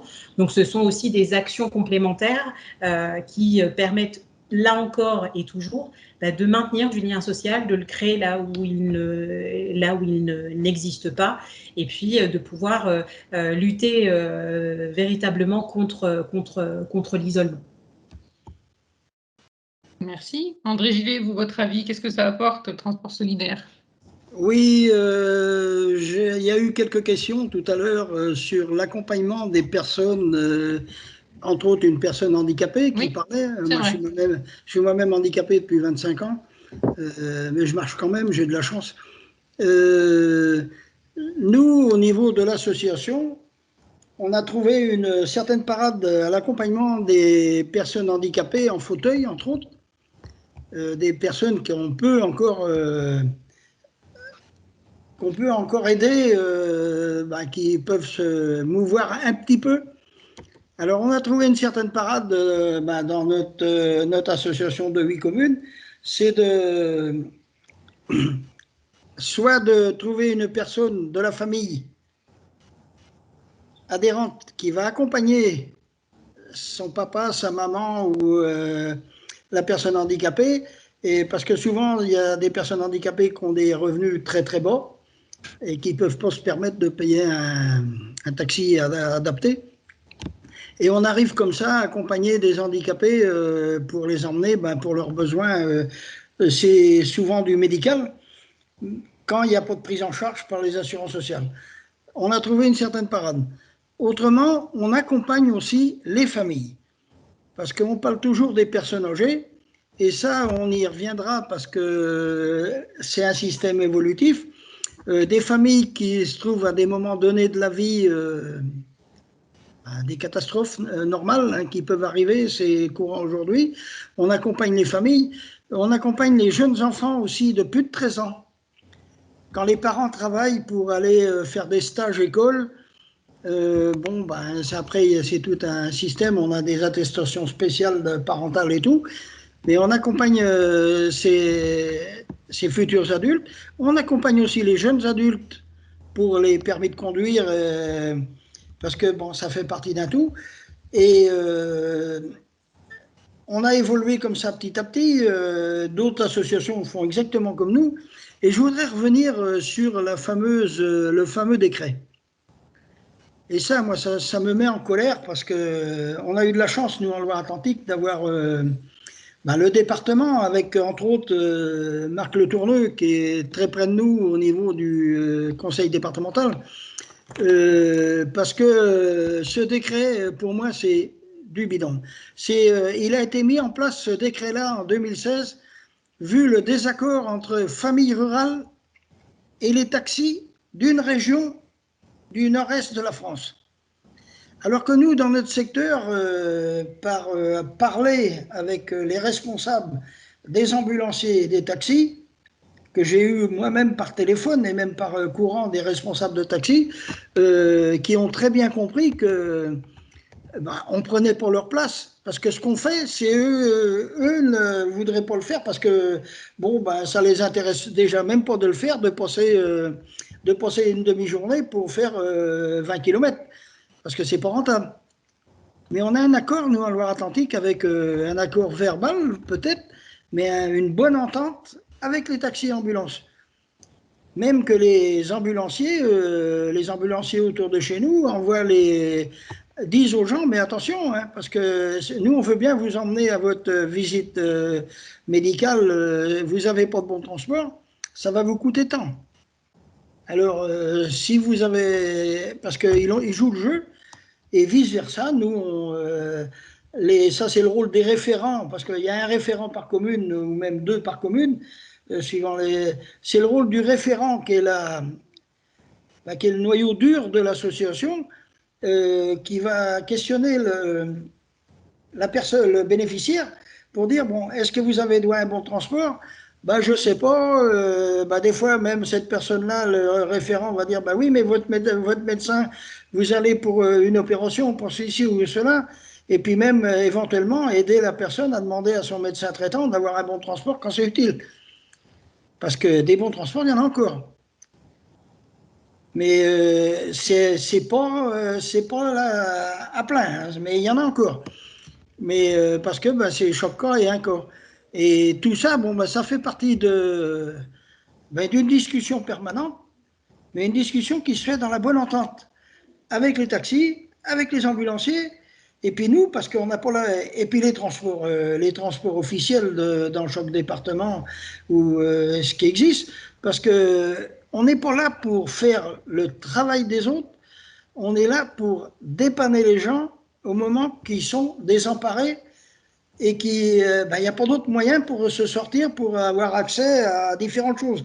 On a eu le cas avec la vaccination Covid, où on accompagne des gens régulièrement, comme vous dites, dans Mayenne, où les gens sont éloignés de leur famille, et puis que, comment on fait des personnes de plus de 70 ans qui sont un peu désemparées, et puis on les accompagne, on les emmène. Et parce qu'on revient encore, ce n'est plus du transport qu'on fait, c'est de l'accompagnement pur et simple. Comme disait Antoine, ça n'a rien à voir avec du transport, ou j'appelle ça, moi, le transport que font les taxis, c'est du brouettage. Ça fait rire, mais c'est pourtant comme ça. Alors, c'est là qu'on se met un point d'honneur, parce que on en a parlé avec Marc Letourneux, c'est ça qui fait toute la différence de ce qu'on appelait les transports solidaires, et aujourd'hui, ce que je veux appeler, moi, l'accompagnement solidaire. La personne, d'abord, elle s'adresse à un référent qui va l'écouter pendant 5-10 minutes, même le temps qu'il faut, pour étudier ses besoins. Après, le référent va appeler un bénévole en fonction de la personne. Telle personne, elle est fatiguée, elle est comme ci et comme ça, et ça va permettre à cette personne-là d'avoir un déplacement qui va se faire dans une bonne condition, et souvent, le lien social, c'est là qu'il se fait entièrement. Parce que les gens, ils s'en rappellent, et ils savent qu'un taxi va vous prendre chez vous, il va venir vous chercher à la porte de la maison, et il va vous emmener là-bas, il vous laisse à la porte du machin, puis terminé, vous vous débrouillez. C'est pour ça que j'ai eu, dernièrement, là, au début de l'année, j'ai eu l'ARS, l'Agence régionale de santé, qui se pose des questions sur la Nantes Métropole, où des taxis ambulatoires, c'est en étude, la balle est dans leur camp, parce que ce n'est pas à nous de décider, nous ne sommes pas là des professionnels, mais où des ambulanciers ou taxis ambulatoires ne veulent plus prendre les gens parce qu'ils passent trop de temps par rapport aux kilomètres à faire, même que ces gens-là, ils ont un bon transport. Alors, c'est toute une étude qui va se mettre en place, et ça va être en cours avec l'Adréal, justement, mais ce n'est pas à nous, la balle n'est pas dans notre camp, mais est-ce qu'il faudra que peut-être que ces gens-là, à un moment donné, si on est toléré, on ne laissera pas les gens sur le bord de la route. Parce que quand il s'agit de soins médicaux, c'est vital. Là, c'est très, très important. Et c'est pour ça que petit à petit, on évolue, parce que les transports solidaires ou accompagnement solidaire, c'est tout nouveau, hein, ça évolue. Nous, on est la première association, voilà 15 ans, et les autres, j'entendais tout à l'heure, elles ont moins de 5 ans, elles ont moins de 10 ans. Et c'est ensemble, justement, par le rôle de l'union départementale, par la discussion, qu'on trouve des solutions entre nous. Et même avec des associations des autres départements, parce que je vois là qui est inscrit, là, Monsieur Pierre, là, on se téléphone souvent, parce que, lui, il nous apporte des renseignements, et vice-versa, on évolue ensemble. Et c'est comme ça qu'on évoluera. Mais le décret, moi je vous dis, il n'y a aucune mesure pour nous pénaliser. Surtout, continuons à faire ce qu'on fait, et faut l'ignorer, c'est tout. Très, très bien, Monsieur Gillet. Je ne sais pas si Madame Losange ou Monsieur Chauvin, vous voulez juste peut-être un dernier mot, si vous voulez rajouter quelque chose, parce qu'après on va passer aux questions. Je vois Elisabeth qui apparaît, donc c'est un bon repère en général qu'il faut s'arrêter Donc, je voulais juste, si vous avez quelque chose à ajouter, assez rapidement, du coup. Alors peut-être 2 remarques très rapides. Sur la question notamment des personnes en situation de handicap, à RéseauApp, on recherche systématiquement quand même un bénévole. C'est vrai que certains peuvent avoir quelques difficultés, quelques contraintes, mais on arrive parfois à en trouver. Donc il ne faut surtout pas, je ne sais plus qui a posé cette question en amont, nous typiquement il ne faut pas hésiter à nous contacter parce que je pense qu'il y a des échanges qui peuvent aussi se créer. Quitte à ce qu'il y ait une intervention, par exemple, en réunion de bénévoles pour présenter un peu les personnes, les conditions, les contextes aussi d'intervention. Parfois, ça peut juste être quelques craintes ou quelques idées reçues. Donc, nous, en tous les cas, on essaye systématiquement, quand on est confronté à une situation la situation d'une personne en situation de handicap. Et deuxième remarque, simplement, quelqu'un posait la question, quand un bénévole constate la dégradation d'un état de santé d'une personne, que doit-il faire? Eh bien, c'est là, en fait, tout l'intérêt, soit des référents, soit des associations qui interviennent, puisque nous, en fait, les bénévoles nous font remonter ces difficultés, ce qui nous permet parfois aussi de faire l'intermédiaire avec la famille. On a pu parfois aussi faire des signalements, contacter la mairie, contacter le conseil départemental. C'est vrai que l'ensemble des acteurs sur cette dynamique, je crois, est quand même assez présente et ce qui permet vraiment d'apporter une réponse la plus complète possible aux personnes, quelles qu'elles soient et quel que soit leur âge. Voilà. Merci beaucoup. Monsieur Chauvin? Oui, un petit mot sur la santé. J'ai en tête les chiffres 2019 de l'UDAMS avec 22 000 prises en charge auprès de 4 000 bénéficiaires, donc ceci en 2019. Il y en avait plus de 11 000 qui étaient faites pour raison de santé. Donc ça veut bien dire que les référents ayant fait leur travail, ça veut dire que les gens n'avaient pas de bon de transport et pour autant qu'ils ont pu accéder aux soins et à des consultations sur, sans doute, parce que ça ne relevait pas de bons de transport pris en charge par la Sécu pour des pathologies qui étaient, semble-t-il, légères à l'époque. Et donc, en termes de prévention sur je sais pas, quelque chose autour de l'audition ou de la vue, ça a pu être des rendez-vous honorés en prévention. Et on sait enfin, on peut constater factuellement que s'il n'y avait pas eu le transport solidaire, ces 11 000 prises en charge pour raison de santé n'auraient pas pu être faites. Et c'était des facteurs d'isolement à terme avec une vue ou une audition qui baisse. Et donc, voilà, je pense que le transport solidaire, c'est pas la panacée. La ressource est fragile, il faut la respecter. C'est du bénévolat, mais en même temps, c'est une réponse assez importante pour les inégalités sociales et territoriales de santé. Merci beaucoup. Merci à vous. Donc, vous restez là parce que je pense qu'il y a des questions qui vous sont adressées. Et puis, Elisabeth, je te laisse organiser tout ça. Merci.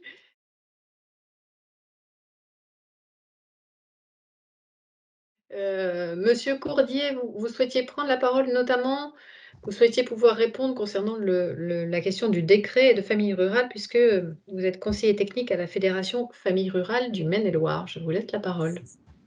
Donc, je suis en charge du transport d'utilité sociale à la Fédération du Maine-et-Loire. On a bien suivi les aspects de réglementation de la Fédération nationale qui participait aux discussions qu'il y a eu au niveau du ministère. Ce que je voulais dire, c'est que la réglementation et ce décret, il n'est pas venu du cas qu'il y avait eu entre... alors, je ne sais pas si on doit dire le cas entre l'association Famille Rurale et le transport de taxi. C'est le transport de taxi qui a fait une démarche pour attaquer l'association Famille Rurale. Mais je ne pense pas que le décret est né de ça. Il y avait un flou, il y avait un vide juridique avant. Maintenant, il y a un cadre. Nous, c'est sûr que c'est un cadre, il ne nous plaît pas, et je voudrais dire 2 mots pourquoi. Et il ne nous satisfait pas. Ceci dit, le cadre, il a évolué en bien pour nous par rapport à ce qui était prévu au départ sur le décret final. Les taxis, effectivement, en Loire-Atlantique, sur certaines zones, il y a peut-être une bonne entente. Mais quand il y a un décret, les territoires en France, ils sont très, très divers. Et d'ailleurs, quand le décret a été pensé, il n'a peut-être pas été très, très bien pensé pour la configuration de la région Pays de la Loire et le Maine-et-Loire en particulier. Je vais dire un mot pourquoi. Et ce qui a été très, très difficile dans ces discussions, qui ont été acharnées, c'est bien les représentants des taxis. Et si aujourd'hui, le décret il est ce qu'il est, c'est parce qu'il y avait le lobby des taxis. Alors, c'est pas en dire du mal que ça, hein. Comme je l'ai vu à un moment, c'était écrit, les gens qui font un très très bon travail, mais un lobby qui était très très très puissant. Et donc, ça veut bien dire qu'en France, il n'y a pas tous les taxis, ou même une majorité de taxis, qui semblent prêts à partager le gâteau. Maintenant, je suis tout à fait d'accord, Monsieur Gillet, quand vous dites que, bah, oui, c'est vrai qu'on ne leur fait pas vraiment de concurrence, parce que les transports qu'ils font, souvent, ils ne le feraient pas. Mais là encore, les territoires sont quand même très différents. Mis à part ce cas de famille rurale et le décret, moi, ça m'embête un peu quand on évacue un peu facilement ce décret. Parce que ce décret, il existe. En tant que responsable bénévole ou associatif, ou nous, quand on accompagne les associations, je suis d'accord, le décret, il n'est pas suivi, mais c'est difficile d'avoir un discours où on dit bah, la loi, elle ne nous plaît pas, on ne va pas la respecter. Mais surtout, je pense que faire l'autruche, c'est pas nous servir, parce que ça veut dire que bah, aujourd'hui, on n'a pas de retour de bâton. Ça ne veut pas dire que demain, on n'en aura pas, parce qu'il est très récent, ce décret. Nous, dans le Maine-et-Loire, on en paye déjà un peu les conséquences. Et ça veut dire aussi qu'on ne prépare pas le terrain. Si on dit bah, la loi, elle nous gêne, on l'ignore, bah, ça veut dire que pendant ce temps-là, on ne proteste pas pour la faire évoluer, la loi.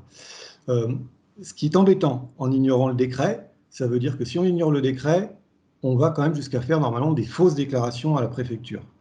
Puisque normalement, il y a la loi qui impose qu'on doit déclarer ce qu'on fait. Et alors, soit on déclare qu'on ne respecte pas la loi, et dans ce cas-là, bon, bah, peut-être que c'est le cas, mais ça veut dire que le préfet ne regarde vraiment pas et n'a pas remarqué qu'on ne respectait pas la loi, soit, et je pense que le cas existe, bah, on fait une fausse déclaration. Et les kilomètres qu'on fait, qu'on ne devrait pas faire, ou les transports les personnes qu'on transporte, mais qui ne sont pas normalement éligibles, on ne le dit pas. Ça, c'est un peu embêtant, parce qu'il peut y avoir un problème, et un jour, ça peut se voir. Et puis, il n'y a pas de souci pour le moment, tant qu'on n'a pas un chauffeur de taxi qui vient porter plainte, parce que là, la loi, on va pouvoir nous la rappeler. Et puis, bah, tant qu'il n'y a pas un accident grave ou autre, je ne sais pas ce que ça pourrait impacter éventuellement en termes d'assurance. En tous les cas, je pense qu'on ne peut pas se dire il n'existe pas, on fait comme s'il n'existait pas. Et la dernière chose que je voulais ajouter pour finir, c'est le cas du Maine-et-Loire. Et je me demandais, quand on présente la carte avec les zones où il y a du transport, de quelle manière ça avait été tenu compte. Parce qu'on a une particularité dans le Maine-et-Loire, c'est qu'on a été très, très en tête un peu de liste dans les communes nouvelles. Alors, je ne sais pas s'il faut s'en glorifier, hein, chacun voit si c'est positif ou négatif, mais en tous les cas, c'est un fait qu'on a beaucoup de communes nouvelles dans le Maine-et-Loire, et le fait qu'on ait beaucoup de communes nouvelles, et bah, l'INSEE a fait ses zones urbaines sur ces communes nouvelles. Et quand on regarde bien ça, au niveau du Maine-et-Loire, si on respecte la loi, certes, pour le moment, on ne la respecte pas, ça veut dire qu'il n'y a pas grand-chose, grand territoire où on peut, d'où on peut partir, ou alors quand on peut partir, on arrive assez rapidement sur une zone où on ne peut pas aller. Et si on regarde et qu'on respecte à la lettre cette réglementation, dans le Maine-et-Loire, on ne peut pas faire du transport solidaire. Toutes les Mauges, par exemple, c'est des communes nouvelles qui sont énormes, qui regroupent plus de 10 à 14 communes déléguées. Bah, on ne peut plus faire de transport solidaire dans les Mauges. Et ce n'est pas le seul endroit. Donc ça, pour moi, c'est vraiment un gros point noir. On a déjà des bénévoles qui ont arrêté ces services parce que eux se sont pas dit on ne va pas respecter la loi. Ils n'ont pas voulu l'enfreindre et prendre les risques que ça avait derrière. Niels, tu veux bien répondre sur la question du Maine-et-Loire, juste et puis, oui, alors pour la question du Maine-et-Loire, assez rapidement, en effet, alors je ne sais pas si on avait parmi la question que vous nous demandiez comment nous, on a fait le recensement en Maine-et-Loire, parce qu'on est allé à l'échelon des communes déléguées, en appelant souvent les mairies et les mairies déléguées pour avoir le détail des bénévoles par commune et par commune déléguée. Après, je vous rejoins tout à fait sur le découpage géographique et le problème statistique de l'INSEE, finalement, avec les communes nouvelles. Donc là-dessus, il n'y a pas trop de problème. Si je Sur peux la question, préciser oui. ma question, c'est en fait, il y a des zones effectivement où on peut avoir du transport solidaire. On peut considérer que il y a du transport solidaire, donc les gens peuvent se déplacer. Mais le fait que il y a cette réglementation, on peut emmener les gens sur la commune voisine, mais on ne peut pas les emmener chez le médecin à Angers, puisque normalement c'est interdit. Sauf zone de transport multimodal, mais c'est pour ça. Est-ce qu'on doit considérer sur un territoire où effectivement il y a le transport solidaire, mais finalement on peut aller que chez le voisin, est-ce qu'on doit considérer qu'il y a un vrai transport solidaire alors qu'on ne peut pas rendre le service qui est attendu? En fait, c'était ça. Alors, dans ce cas-là, vous avez tout à fait raison, et c'est valable pas que pour le Maine-et-Loire, parce que je vais vous dire, Le Mans, Laval, La Roche-sur-Yon, enfin, il y a beaucoup de communes finalement qui peuvent être aussi des pôles de santé locaux qui vont être concernés, et je comprends votre démarche. Après, la réflexion, on va dire au niveau étatique, c'est de se dire que si, ils peuvent y aller, mais en transport en commun. C'est-à-dire qu'ils descendent de voiture, ils prennent le transport en commun, et ensuite ils vont jusqu'à l'hôpital, etc. Et ça, je pense qu'autour de la table, tous les... Enfin, moi, on m'a dit, justement, l'exemple, c'était en Maine-et-Loire, c'était CCVHA, donc Vallée du Haut-Anjou, où on nous a expliqué que nous, il y a des bénévoles qui ont dit, d'accord, on descendra de voiture, on prendra le tram, et puis on ira jusqu'au CHU à Angers. Mais en effet, c'est pas tout le monde, on est bien d'accord.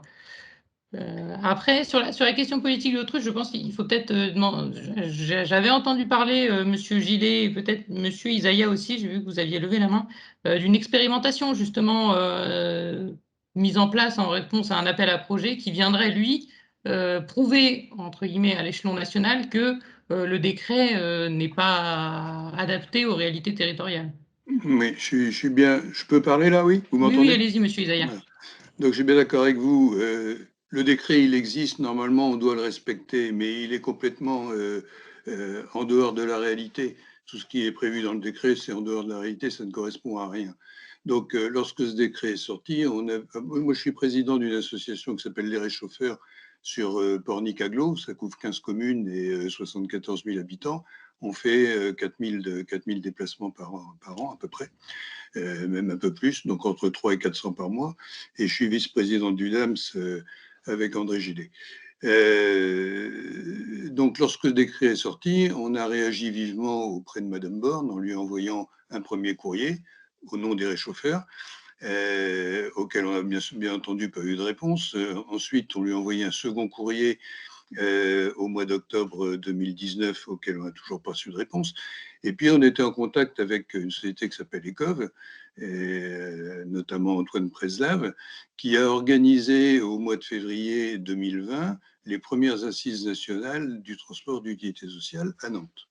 Bon, on était à peu près 200 personnes et en face de nous, on avait 2 représentants du gouvernement, enfin du ministère plus exactement, 2 représentants du ministère, et tout le monde a dit qu'on n'était pas d'accord, que ce n'était pas possible. On leur a demandé de revoir ce décret et on nous a répondu que ce n'était pas possible de voir le décret, qui était beaucoup trop récent. Donc, pas question de faire quoi que ce soit là-dessus. Mais ils ont ouvert une porte en faisant un appel à projet d'expérimentation par l'intermédiaire de France Mobilité. Donc, on a décidé au niveau de l'UDAMS, au nom de l'ensemble des associations dépendantes du DAMS, de répondre à cet appel à projet. On a travaillé beaucoup là-dessus en partenariat avec Antoine Chauvin, avec Marc Le Tourneux du département, avec le CEREMA, avec l'Adréal. On a eu beaucoup de personnes qui nous ont aidés. On a constitué un dossier qui est très argumenté et assez important. Et ce dossier a fait l'objet d'un premier dépôt, d'un avant-projet, si vous voulez, déposé par le département auprès de France Mobilité, c'est-à-dire auprès du ministère. Cet avant-projet a été accepté. On a redéposé le 15 décembre 2020, toujours le département, au nom de l'UDAMS, a déposé le projet définitif et ce projet a été accepté. C'est-à-dire qu'aujourd'hui, alors on n'est pas officiellement informé, mais on sait que ça a été accepté. Donc aujourd'hui, on doit effectuer un travail permettant de faire évoluer on doit faire une expérimentation, si vous voulez, permettant de faire évoluer ce décret. Et on ne sait pas encore comment on va le faire et avec qui on va travailler. Mais il faut qu'on travaille avec l'ARS, il faut qu'on travaille avec la CRAM, il faut qu'on travaille avec le département, il faut qu'on travaille avec l'ADREAL, etc. Tous les gens concernés par les problèmes sociaux et les problèmes de mobilité. Et puis vous, famille rurale, et puis je ne sais pas comment s'appelait l'autre association là, représentée à la table ronde, mais il faut que tout le monde, on unisse un petit peu notre expérimentation et qu'on arrive à créer quelque chose qui puisse permettre au ministère de revenir sur sa position et de nous donner un texte qui correspond à la réalité de la vie. Aujourd'hui, c'est pas possible. Mais vous avez raison, on est hors la loi. Il faut être clair, on est complètement hors la loi. Maintenant, on a des réponses du ministère qui nous dit ça n'a pas d'importance puisqu'il n'y a pas de sanction de prévu.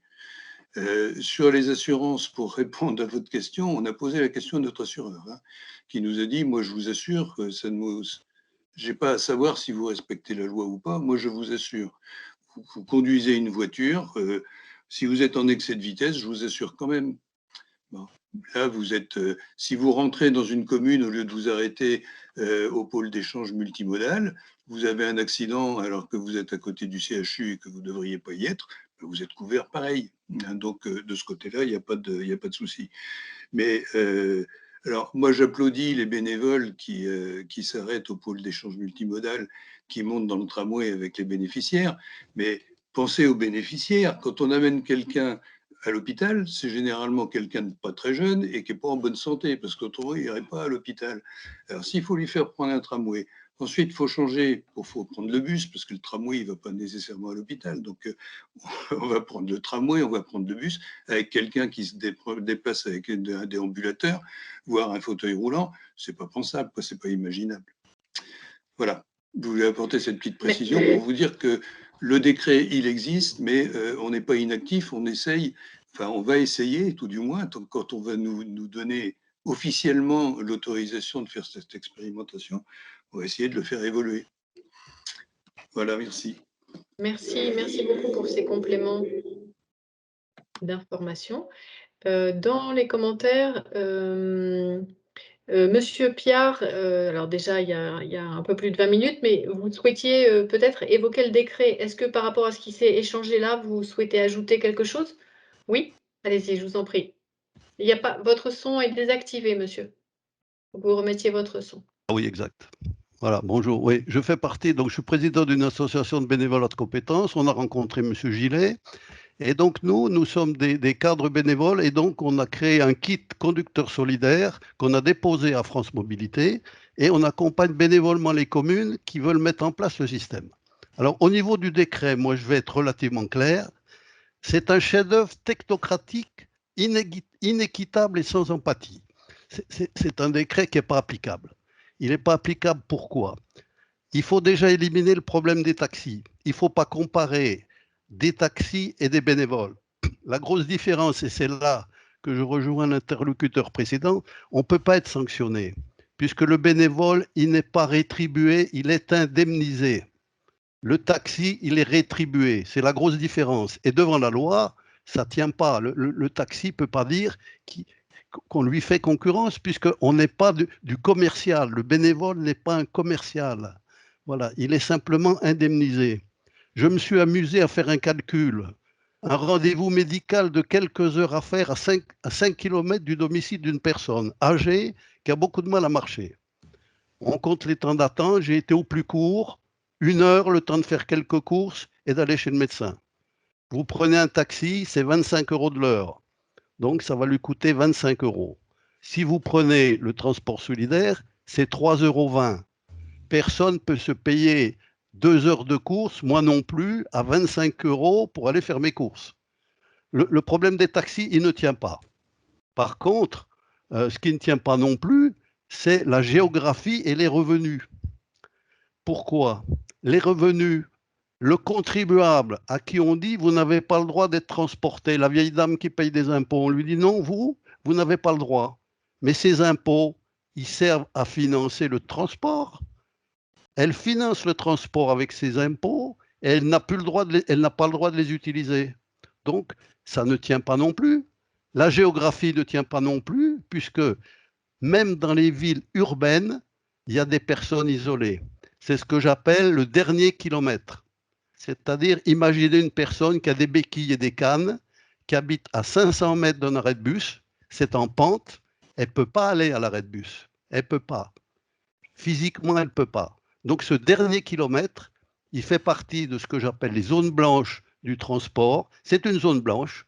Elle ne peut pas, donc il faut que quelqu'un vienne la chercher. Donc, le transport solidaire, il doit aussi s'adapter aux zones urbaines, mais en faisant des sélections, bien sûr, sur les personnes qu'on va transporter. Voilà, donc il ne faut pas avoir peur de ne pas respecter la loi. Elle est mal faite, justement, elle est très facile, pas contournée, mais on ne peut pas comparer quelqu'un qui est rétribué, qui a un métier, et quelqu'un qui fait ça bénévolement. Donc, ça ne tient pas. Il ne faut pas avoir peur des taxis. D'ailleurs, les taxis, s'ils ne sont pas dans les zones rurales, c'est qu'ils coûtent trop cher. Personne ne peut prendre le taxi. Donc, il n'y a pas de concurrence. Voilà, Merci, monsieur, pour et il vos faut tous compléments. se mettre d'accord pour lutter contre ce décret, faire sauter les revenus et faire sauter la géographie. Et à l'extrême, on se contente du département. Voilà, vous pouvez emmener la personne sur le département et vous l'emmenez à la gare et vous l'accompagnez jusqu'au bout. Parce que si vous la laissez avec ses béquilles en zone multimodale et qu'il faille qu'elle prenne les escaliers pour monter dans le train, ça ne sert à rien. C'est complètement idiot. Voilà, j'ai fini. Merci, merci pour ces compléments. Merci, Nils, Gérard. nous sommes, je pense qu'on va devoir arrêter là, non? Hein? En termes de C'est temps. 19h30. Hein. Ah bon, alors ça va, on a encore un petit peu de temps. Alors, je pense que vous êtes tous d'accord. En tout cas, il y a beaucoup de commentaires sur le fait de devoir s'opposer au décret et faire en sorte qu'il soit modifié. Et vous avez cité plusieurs actions en cours qui vont peut-être permettre d'arriver à ce résultat. Je remonte un peu dans les questions.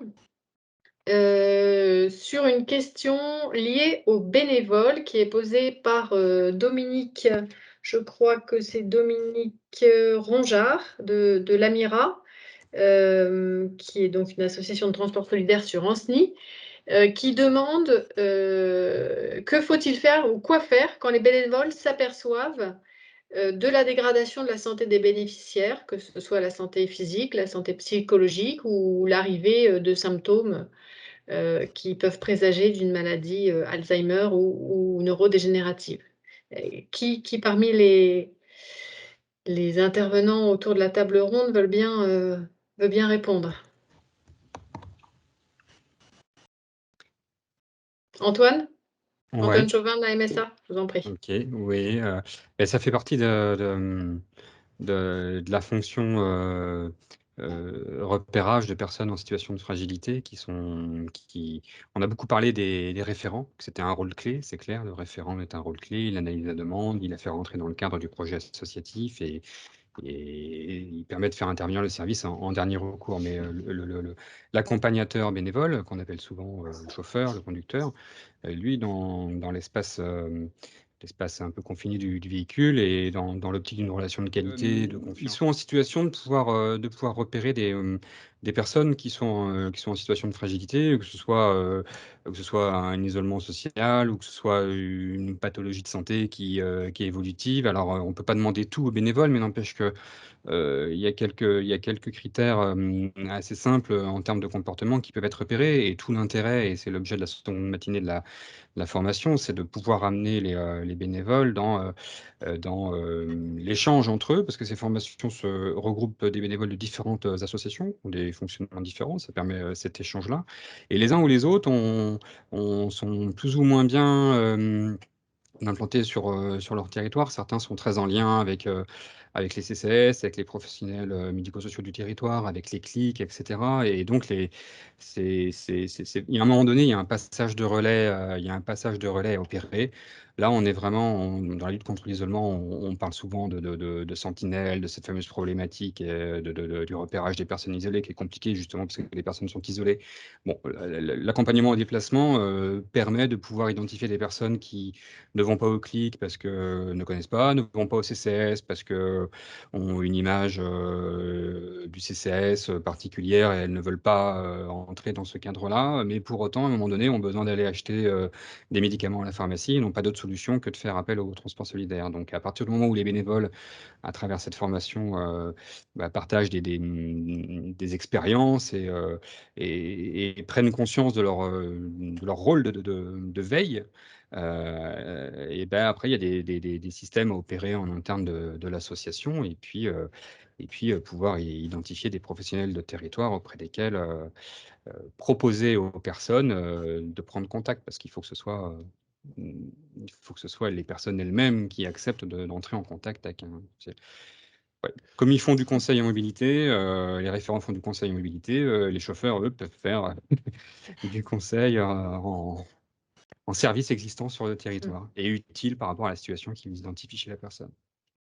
Ils ont un rôle super. Merci, merci Antoine Chauvin. Monsieur Gillet, vous souhaitiez compléter peut-être, vous avez levé la main. Oui, je suis référent, puisque à l'origine des transports solidaires en Loire-Atlantique, je suis référent dans ma commune maintenant, depuis le début. C'est là qu'est le rôle important du référent vis-à-vis des personnes qui sont fragiles et malades. On travaille avec les maisons de retraite qui sont sur notre secteur. Et à l'époque, je m'occupais de 3 communes. Ça m'est arrivé de refuser de prendre une personne qui était en maison de retraite parce que pourtant elle voulait que ça soit l'association qui l'emmène, parce que sa santé était vraiment fragile, que c'était plus de notre rôle, fallait qu'elle soit prise en charge par les transports ambulatoires qui sont adaptés pour ces déplacements-là. Merci. Amélie Losange, vous voulez compléter ou pas forcément? Il y a d'autres questions à prendre, comme vous voulez. Pas nécessairement, tout a été dit et on fonctionne de la même manière et c'est là qu'on voit effectivement la force en fait du réseau des partenaires et des référents. Donc on intervient de la même manière en relais. Voilà. Merci. Alors j'ai dans les questions aussi Laetitia Herry qui demande, vous avez évoqué la possibilité pour les EPCI d'organiser la mobilité solidaire. Pouvez-vous illustrer par des exemples concrets, s'il vous plaît? Merci. Je pense que c'est pour toi, Niels. Oui, des exemples concrets. On a des CIAS, je pense à Vallée du Haut-Anjou, je pense au Pays des Herbiers, donc qui ne sont pas les intercommunalités. La question là je ne sais pas qui est cette personne, j'ai un doute si ce n'est pas une chargée de mission mobilité comme Loire-Lyon-Aubance. Il me semble que j'ai. Non. Bon, non. Ou alors sur l'estuaire. Laetitia Herry est chef de projet sur Nantes Métropole sur la feuille de route métropolitaine longévité. D'accord, donc je vois où j'ai vu le nom maintenant. Non, mais donc alors pour Nantes Métropole, c'est pas le cas, mais donc pour cette compétence-là, elle vient de la loi d'orientation des mobilités, de la prise de compétence des EPCI qui vient juste de se faire. Donc on n'a pas encore de retour d'expérience sur des politiques mobilité mises en place par des EPCI qui viennent tout juste de prendre la compétence.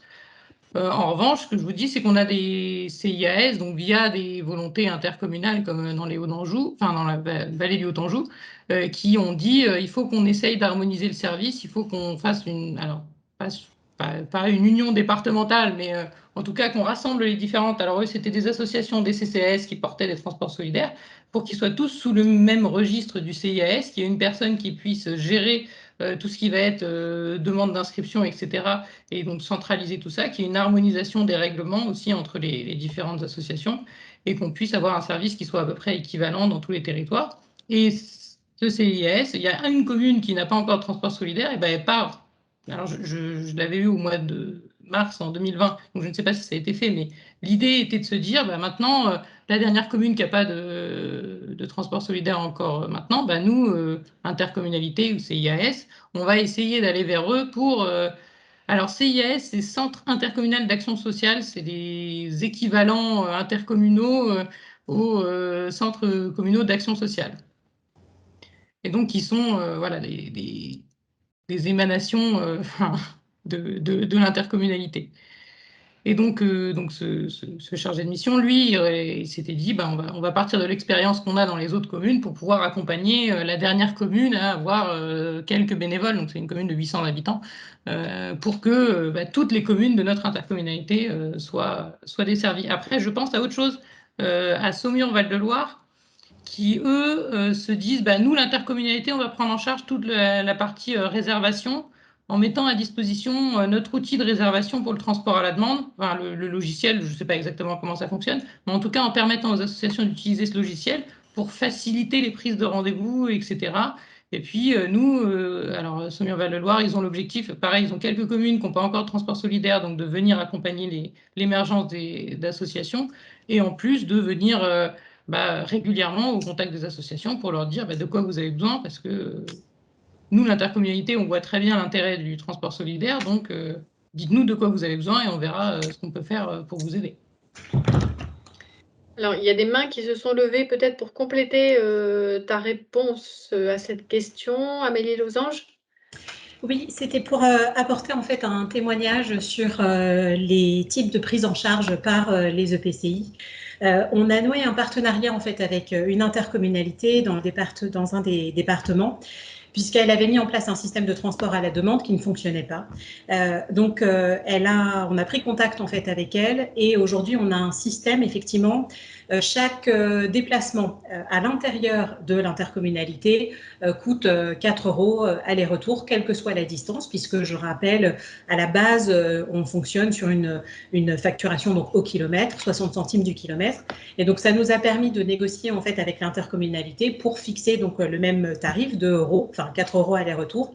Ça permettait en fait donc à l'intercommunalité finalement de mieux communiquer sur l'existence du transport solidaire et finalement aussi de profiter d'une structure qui existait par le biais de Réseau-App et qui fonctionne plutôt bien. Et à partir du moment donc, où le déplacement se fait à l'intérieur des limites géographiques de l'intercommunalité, donc il y a ce tarif forfaitaire, quel que soit le déplacement. Et lorsqu'effectivement les habitants souhaitent aller un petit peu plus loin, donc on revient sur de la tarification classique de Réseau-App. Et donc l'intercommunalité verse un complément en fait à l'association. Et ça fonctionne plutôt bien puisque en plus à ce jour on était déployé sur 2 secteurs sur cette intercommunalité, et on a été récemment sollicité pour déployer les activités de l'association sur d'autres secteurs.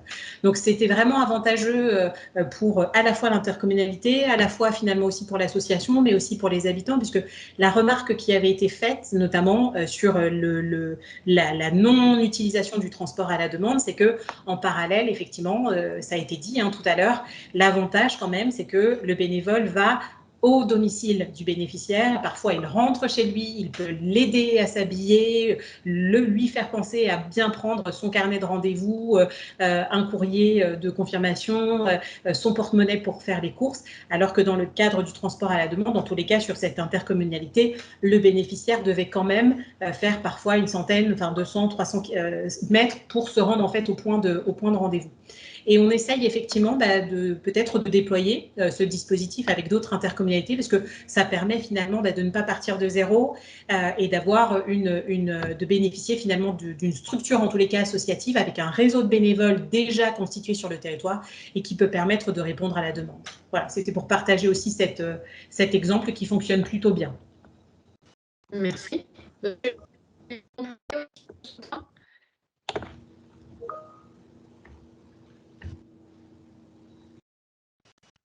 Alors, Elisabeth, on ne t'entend plus. Ah, pourtant j'ai mon son activé. Là, oui, mais en fait, c'est que ça a coupé, je crois. Ça a coupé.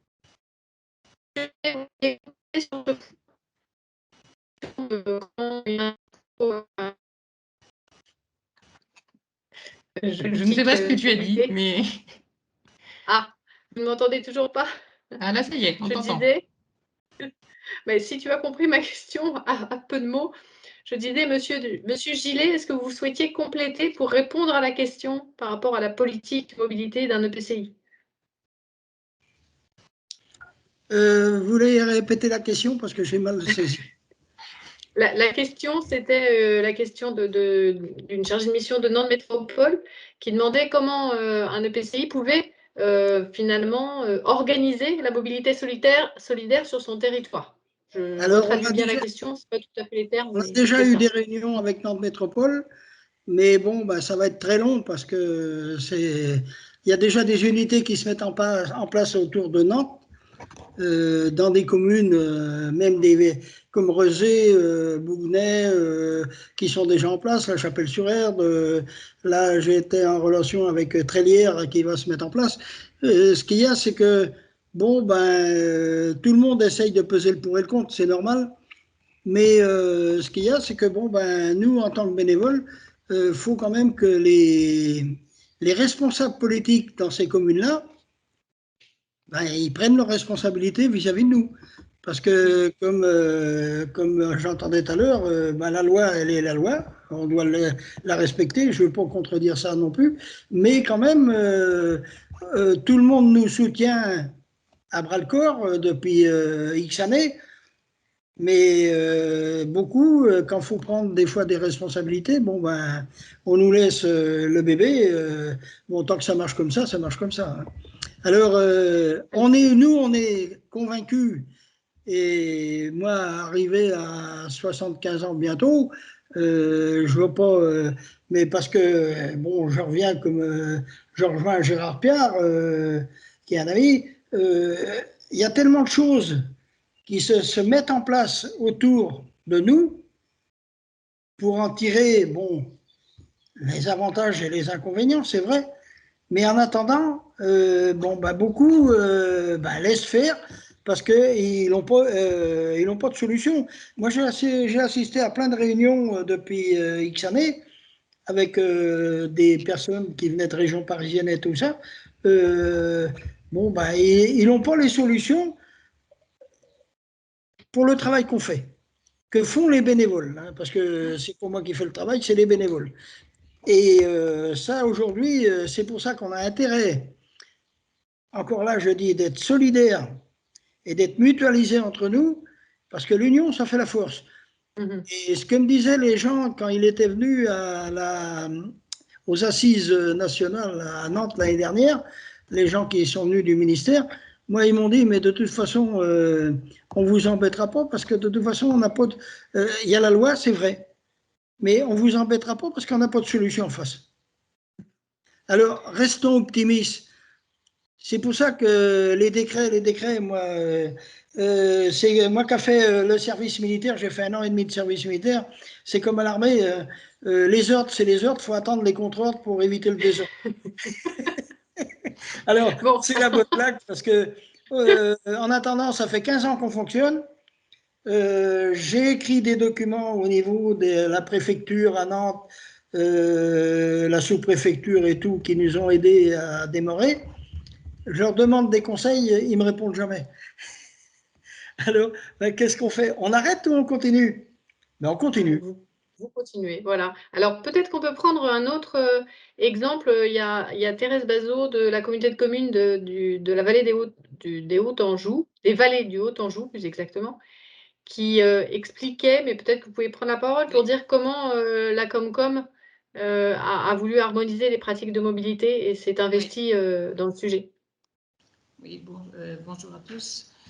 Je suis vice-présidente de la Fédération Famille Rurale du Maine-et-Loire et je suis sur la commune CCVHA et participant aussi au CIAS.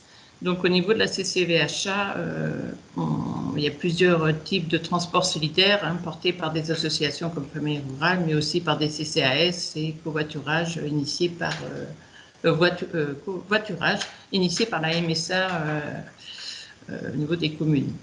Donc, le but était de répondre aux besoins pour toutes les familles, quelles qu'ils soient. Et ça ne s'est pas fait comme ça entre élus. Et on a été tous autour d'une table et travaillé ensemble. Et c'est ça qui a été d'une richesse et qu'on a pu aboutir à quelque chose de plus harmonisé avec des tarifs moins différentiels d'un service à un autre. Et je trouve que du fait qu'on soit tous ensemble sur cette thématique permet de ne pas mettre de côté l'un ou l'autre et de critiquer l'un ou l'autre, mais d'essayer d'être le plus près, le plus juste par rapport à ce décret. Donc c'est plutôt quelque chose qui fonctionne et pour certains bénévoles, on a eu une baisse de bénévoles plus au niveau de voiturage, hein, qui étaient peut-être à des tarifs un peu plus élevés et qui ne se sont pas spécialement retrouvés dans cette nouvelle tarification.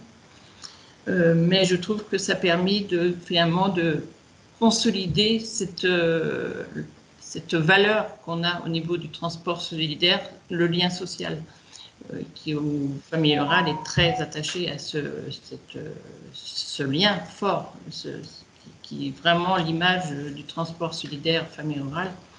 Et moi, j'en suis vraiment satisfaite. Et faisant moi-même du transport solidaire, c'est vraiment une force et un besoin des familles à travers ce lien qui est indispensable encore plus aujourd'hui qu'hier. Voilà. Merci beaucoup. Rien.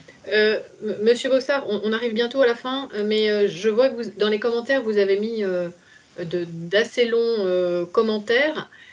Est-ce que vous voulez juste en 2-3 minutes les reprendre de manière synthétique?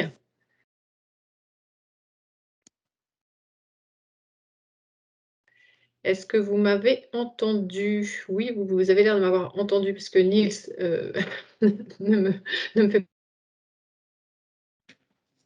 Pardon, bonjour, je cherchais un endroit un peu plus calme.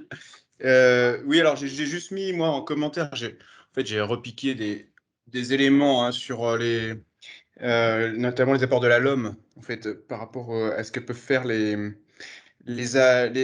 EPCI donc, en matière de mobilité solidaire. Donc, c'est tout, c'était pour illustrer, parce qu'il y avait des questions sur des exemples de ce que pouvaient faire les EPCI. Donc voilà, j'ai remis cette petite liste que j'ai retrouvée sur un document. Voilà, mais j'ai pas plus d'éléments. Après, j'avais pas d'exemple précis en tête non plus, parce qu'effectivement, ça n'a pas vraiment commencé. Voilà. Donc, non, c'était vraiment. J'ai repiqué des choses que j'avais par ailleurs. Donc, voilà. Est-ce que vous pourriez juste peut-être redonner 2-3 exemples avant qu'on termine on avait sur. Effectivement, la collectivité peut toujours mettre en place donc un service de transport solidaire, mais elle peut aussi surtout accompagner des associations qui mettent en place un tel service.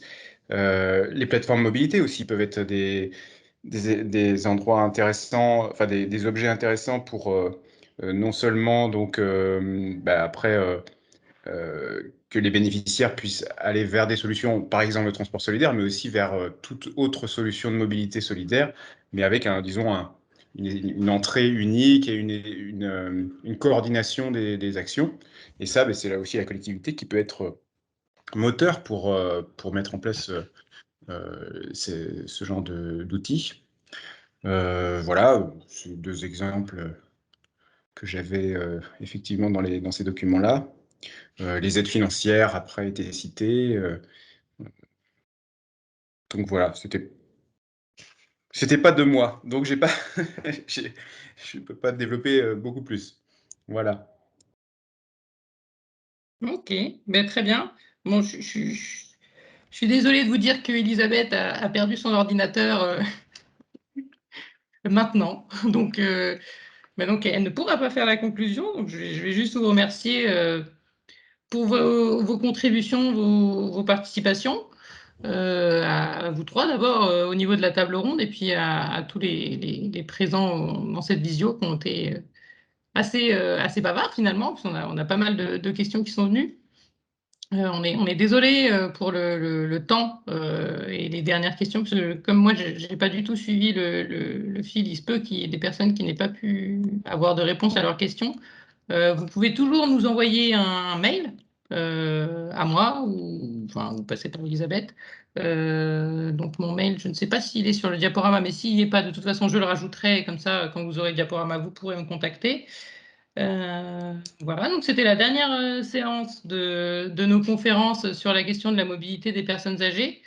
La prochaine étude qui sera valorisée via des conférences et tables rondes, ce sera une étude bénévolat qui a été réalisée par Vincent Guérin, donc un historien angevin, et qui a travaillé sur la question du bénévolat des personnes âgées. Et il se peut du coup qu'on refasse une petite présentation sur le transport solidaire en fin d'année, en intégrant vraiment cette question du bénévolat et en faisant intervenir M. Guérin sur les questions d'engagement bénévole.